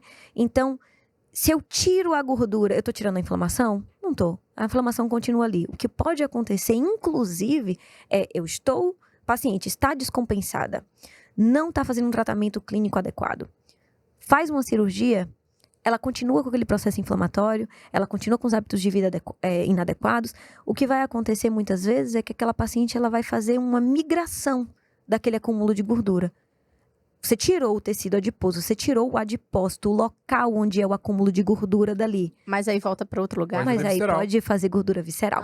E aí você tira o lipedema, que é um fator protetor para doenças cardiovasculares, e você transforma aquele acúmulo de gordura numa gordura visceral. E você faz com que aquele processo, que era um processo benéfico do ponto de vista cardiovascular, se torne um fator de risco. A gente já tem estudo mostrando isso, que dependendo da condução dessa gordura, ela migra e aí... Não tem estudo robusto pra nada, tá? Nada de nada, mas assim, Isso é a fisiopatologia, né? Faz sentido, né? Assim, tem alguns estudos, mas assim, não são significativos, mas... Então tem que saber muito conduzir. Então, assim, vender uma cura com um tratamento cirúrgico é muito perigoso. Olha o que você tá me dizendo. É um pilar, né? Olha só o que você tá me dizendo, que a pessoa pode ir lá pra fazer a cirurgia, tirar essa gordura, aí ela não trata o resto. Por exemplo, ela não vai no nutricionista... Eu não tô dizendo que a cirurgia vai fazer isso. Tô dizendo que a pessoa que tem um tratamento não clínico, ela não está compensada, ela busca Olha a situação. Ela vai, não faz todo o resto, só faz a cirurgia. Não faz a mudança no estilo de vida, não mexe na nutrição, não reduz o processo inflamatório. Ela tira aquele local e essa inflamação ainda existe, porque já é, pela própria lipedema, um processo inflamatório ali natural. Ela tá inflamada ainda e vai voltando e aí pode migrar e ir para outras regiões. Acho que a gente já falou, né? Tanto é que, assim, quem trabalha de forma séria, tem cirurgiões plásticos trabalhando de forma séria com lipedema, né? Eles têm praticamente que institutos e protocolos. A gente não gosta dessa palavra, mas assim, métodos de que tem que passar para um profissional. Nunca só pode ser operado a partir do momento que tiver clinicamente compensado. Com a nutricionista, com o psicólogo, eu lembro com que como era no comecinho da cirurgia bariátrica, agora depois virou rotina, né? Mas assim, no começo da cirurgia bariátrica, eu fiz residência de cirurgia geral no Hospital de Ipanema e lá era um dos poucos lugares públicos na época, sei lá, em 2007. Qualidade, 2006, né? Tinha que ter cirurgia bariátrica no serviço público, né? E tava começando, ainda era aberta e tal. E não existia. Eles tinham um grupo, então tinha todo um protocolo. Tinha que passar por psicólogo, passar por isso. Então, se você fazia gastroplastia no paciente, o paciente ficava com restrição, aí ele ia lá e comia uma lata de doce de leite e não adiantava nada. Tinha todo, né? Se a gente quiser mudar a palavra protocolo, tinha todo um sistema organizado de tratamento. Então, assim, tinha que passar no psicólogo, né? Se o psicólogo não aprovasse, não passava na cirurgia. Hoje em dia, ninguém, acho que nem sei como é que tá isso, né? Acho que nem precisa, né? Em locais mais sérios, institutos, enfim, sempre são feitos dessa forma, mas se é feito à migué, né, de qualquer forma, o prejuízo é para o paciente, né, no final das contas. Exatamente. E geralmente o cirurgião plástico que está fazendo, ele acompanha o paciente depois, né, porque o que acontece, o cirurgião plástico que não está fazendo isso e acaba pegando o paciente só para fazer o procedimento, ele não tem o feedback depois, ele volta o paciente e o paciente na hora, minha perna ficou fininha, tá maravilhoso, obrigado, ele acha que ficou muito bom, o paciente não volta e o paciente inflama depois. E o paciente fica inflamado, às vezes depois fica com dor, continua com dor crônica. Tira ali, mas a dor segue, né? Pois é, porque ela não fez o processo, né? Ela precisa passar pelo processo. E para mim, acho que uma das maiores dificuldades no tratamento do lipedema em si é o paciente entender que ele é o protagonista do tratamento dele, né? Eu não consigo tratar ele se ele não se tratar, se ele não se propor a fazer o que é necessário. É um tratamento difícil. O paciente precisa estar disposto, comprometido, né? O paciente, ele tem que fazer uma mudança de atividade de estilo de vida, uma alimentação adequada, tomar as medicações que sejam necessárias para controlar, seja qual for a desordem metabólica que ele tenha, fazer uma atividade física regular, isso dá trabalho, isso não é As pessoas querem uma fácil. solução As pessoas milagrosa. querem o que é fácil. Então, por isso que às vezes é tão, entre aspas, fácil vender um protocolo, né? Porque você diz pra Cíntia, faça isso, isso e isso aqui que eu estou te dizendo, que os seus problemas estarão resolvidos. Quando, na verdade, o que não entende é que o que você precisa fazer é o que você não quer. Isso Exatamente. você vive muito mais isso que a gente. Muito, né? Tem de gente, gente passando, muito. pô, é endócrino então, tem uns que Nossa. passando, aí tá aquela receita, aí tá assim, bota lá, pequenininho, tá escrito lá, hormônio de tireoide, pra quem não tem problema de tireoide, uma porrada de hormônio mascarado ali, aí remédio pra tratar o remédio do hormônio, e aí você tem uma lista gigante de uma coisa que a pessoa Aí não você precisa. passa um hormônio e aí, como tem efeito colateral na Exato, mulher, aí você bota um negócio ali pra isso, aí tem tirar homem o tomando- inchaço, Aí tem Viagra, tem espirulactona isso, pra tem todo mundo. aquilo, e Doideira, é uma cara. loucura, é uma Agora, loucura. você falou uma coisa que eu acho muito legal, que acho que a gente pode, se vocês quiserem, a gente caminhar pra finalizar. A gente falou até de varizes dentro desse contexto, não sei se é algo a mais que vocês queiram, acho que vocês podem também dar essas frases finais, falando da importância de procurar, né, um angiologista, avaliar a perna, se a pessoa tem algumas queixas, quais queixas que acha que vale a pena. Mas a Ana falou uma coisa muito importante, que é quase filosófica, entra na psicologia, já chamei 2 psicólogos aqui. O paciente precisa, você falou assim, o paciente precisa passar pelo processo. Hoje em dia, a pergunta que eu faço, quem quer passar por Quem tá processo? disposto a Ninguém, isso, né? ninguém. As pessoas estão acostumadas a ter um endpoint e mirar naquilo ali e esquecer de viver o Quem processo. quer passar por um processo natural de tudo? Vou dar um exemplo aqui. Léo casado, também já fui casada há 13 anos. Quem quer passar pelo processo de você, por exemplo, até numa construção, vamos falar de tudo, até vida pessoal e tal, de um relacionamento, no início, aí você tem todo o processo, até você conseguir, aí você tem o namoro, aí tem o casamento, você tem os processos dentro do casamento. Ninguém quer passar pelo processo de nada. Hoje é vendido cada vez mais, e isso é uma doença.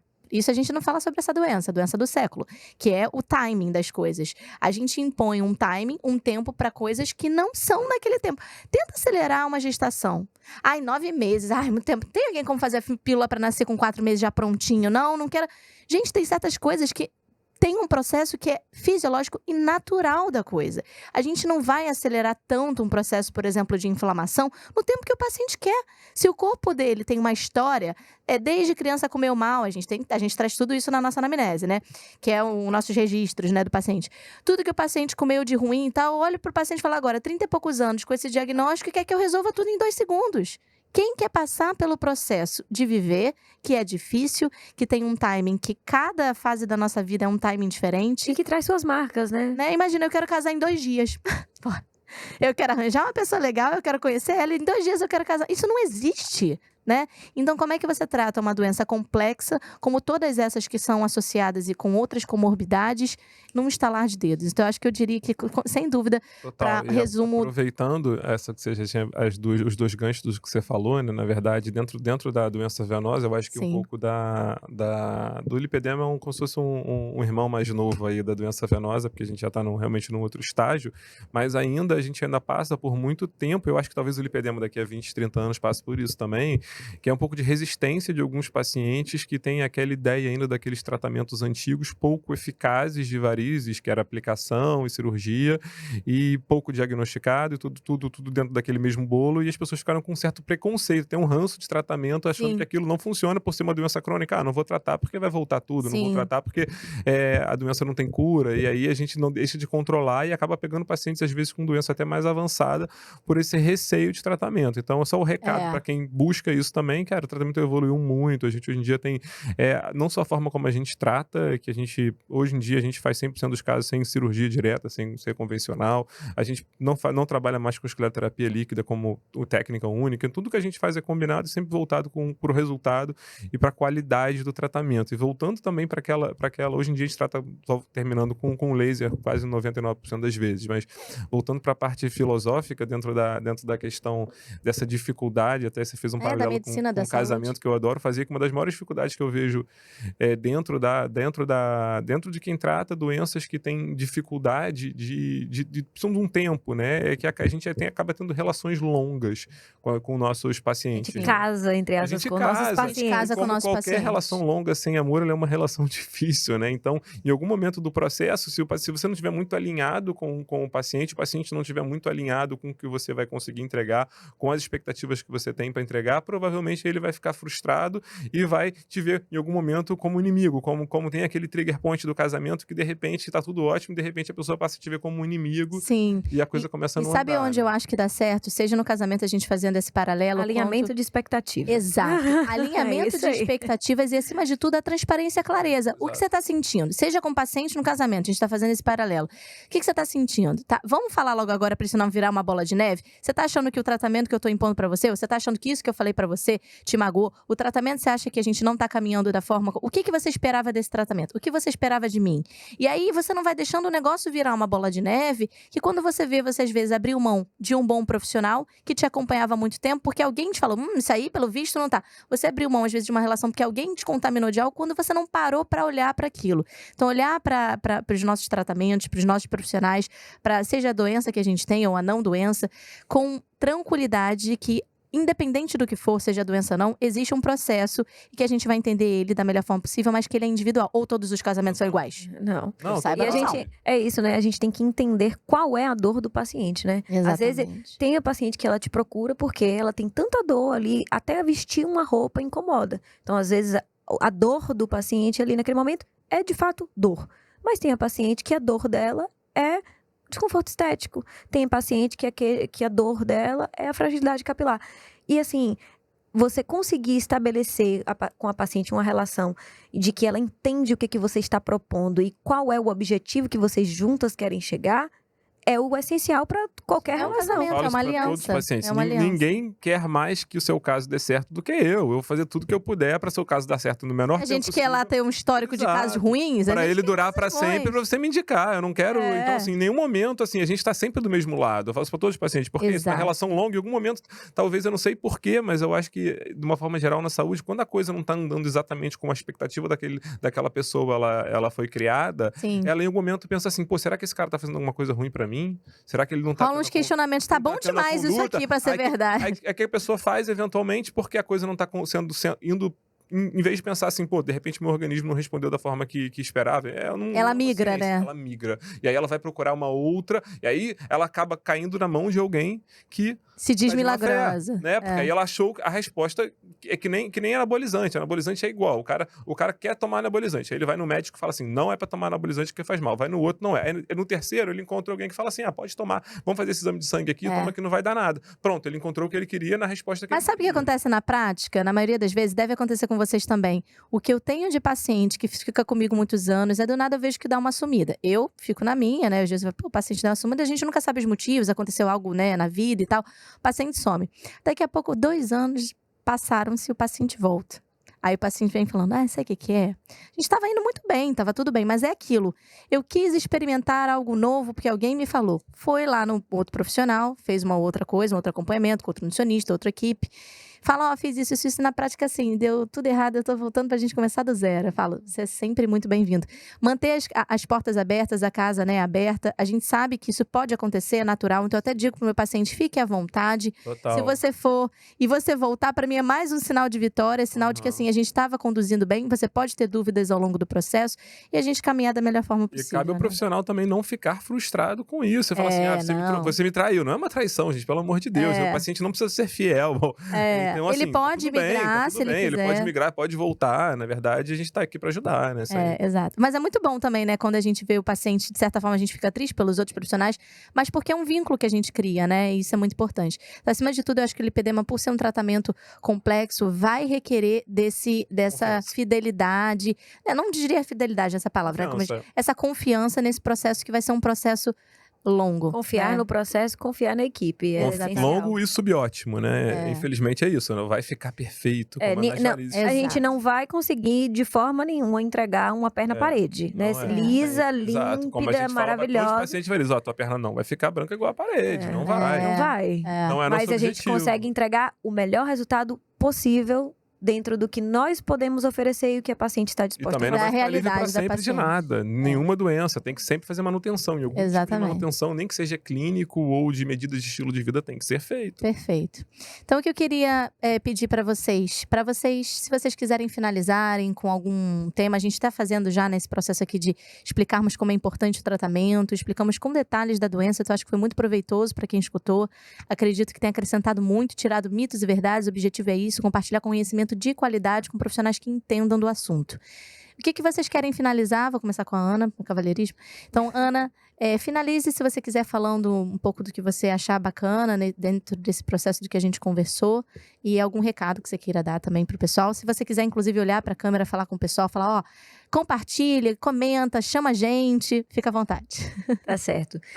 Bom, acho que, em resumo, assim, para falar a parte mais importante para mim, assim, do que é o lipedema, do que a gente pode fazer, é de, assim, se olhar, a paciente se olhar, se entender quais são as suas dores, para que você possa chegar no profissional, no médico, e você poder falar, porque é um diagnóstico clínico, né? Então, eu preciso que você saiba o que te incomoda para que eu possa te ajudar. Então, acho que isso é essencial. E entender também que a expectativa do que você tem, você precisa me dizer também, para eu te dizer se é possível. Porque, às vezes, a sua expectativa não é compatível com o que é possível ser entregue, né? Às vezes, a gente tem muita paciente, às vezes, ela chega no consultório e a ideia dela, às vezes, eu ouvi falar que isso é lipedema, eu tenho isso, será que é lipedema? Às vezes não é. Às vezes é uma expectativa que a paciente tem sobre si mesma que tá quase inatingível, inalcançável. Então, assim, é muito importante a gente entender isso aí, a paciente entender e tudo ser muito bem alinhado. Eu acho que essa é a parte essencial para o tratamento, para não haver quebra de confiança, quebra de tudo dentro do relacionamento do tratamento da paciente com a gente. Quem quiser, manda perguntas para Ana, para o Léo, para mim, comenta, compartilha, avisa quem tem ou acha que tem, que o objetivo é a gente conseguir que esse conteúdo de qualidade chegue ao maior número de pessoas. É isso aí. Muito obrigada, Ana. Seu Léo, Bom, conte vamos para lá. mim. Em primeiro lugar, queria agradecer. Foi um prazer estar aqui, uma delícia de papo. Voou o tempo, como a gente imaginava bem, já. Né?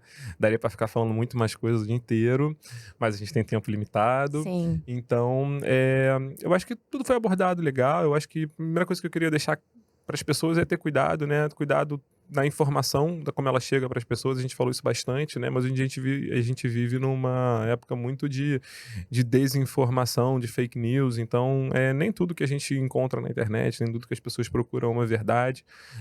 A gente está falando principalmente no lipedema, de uma coisa que ainda carece de estudo, carece de ciência. Então, nem o que a gente está falando a gente tem certeza que é uma verdade. A gente está falando o que a gente sabe, o que a gente estudou dentro do que existe agora.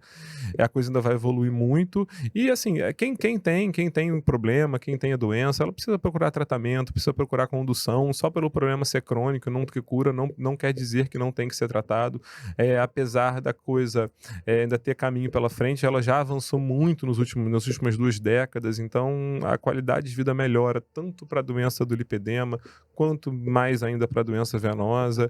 E o fato é que, assim, bons profissionais vão sempre conduzir bem a coisa e cabe ao paciente essa corresponsabilidade de saber o que ele está lendo, o que ele está procurando e o médico que ele está buscando. E sempre com tempo e tolerância e pensar muito no que está fazendo. É isso. Perfeito. Então, eu queria aproveitar para finalizar pedindo para que vocês comentem, compartilhem, sigam as páginas que a gente divulga, o LunaFlix, o podcast de conhecimento. E se vocês quiserem botar nos comentários sugestões de próximos podcasts, né? Já tenho ideias aqui de pessoas que eu tenho interesse em trazer, mas escutar um pouco de vocês, do que vocês querem de conteúdo, pessoas que vocês gostariam que eu chamasse, ou assuntos que vocês gostariam que eu trouxesse aqui de forma ética, responsável, técnica, bacana, mas também com essa comunicação leve, que esse é o objetivo do podcast, que é a forma como vocês, nós brasileiros, né, que somos somos um dos maiores consumidores, junto com os Estados Unidos, do modelo podcast. Vocês sabiam disso?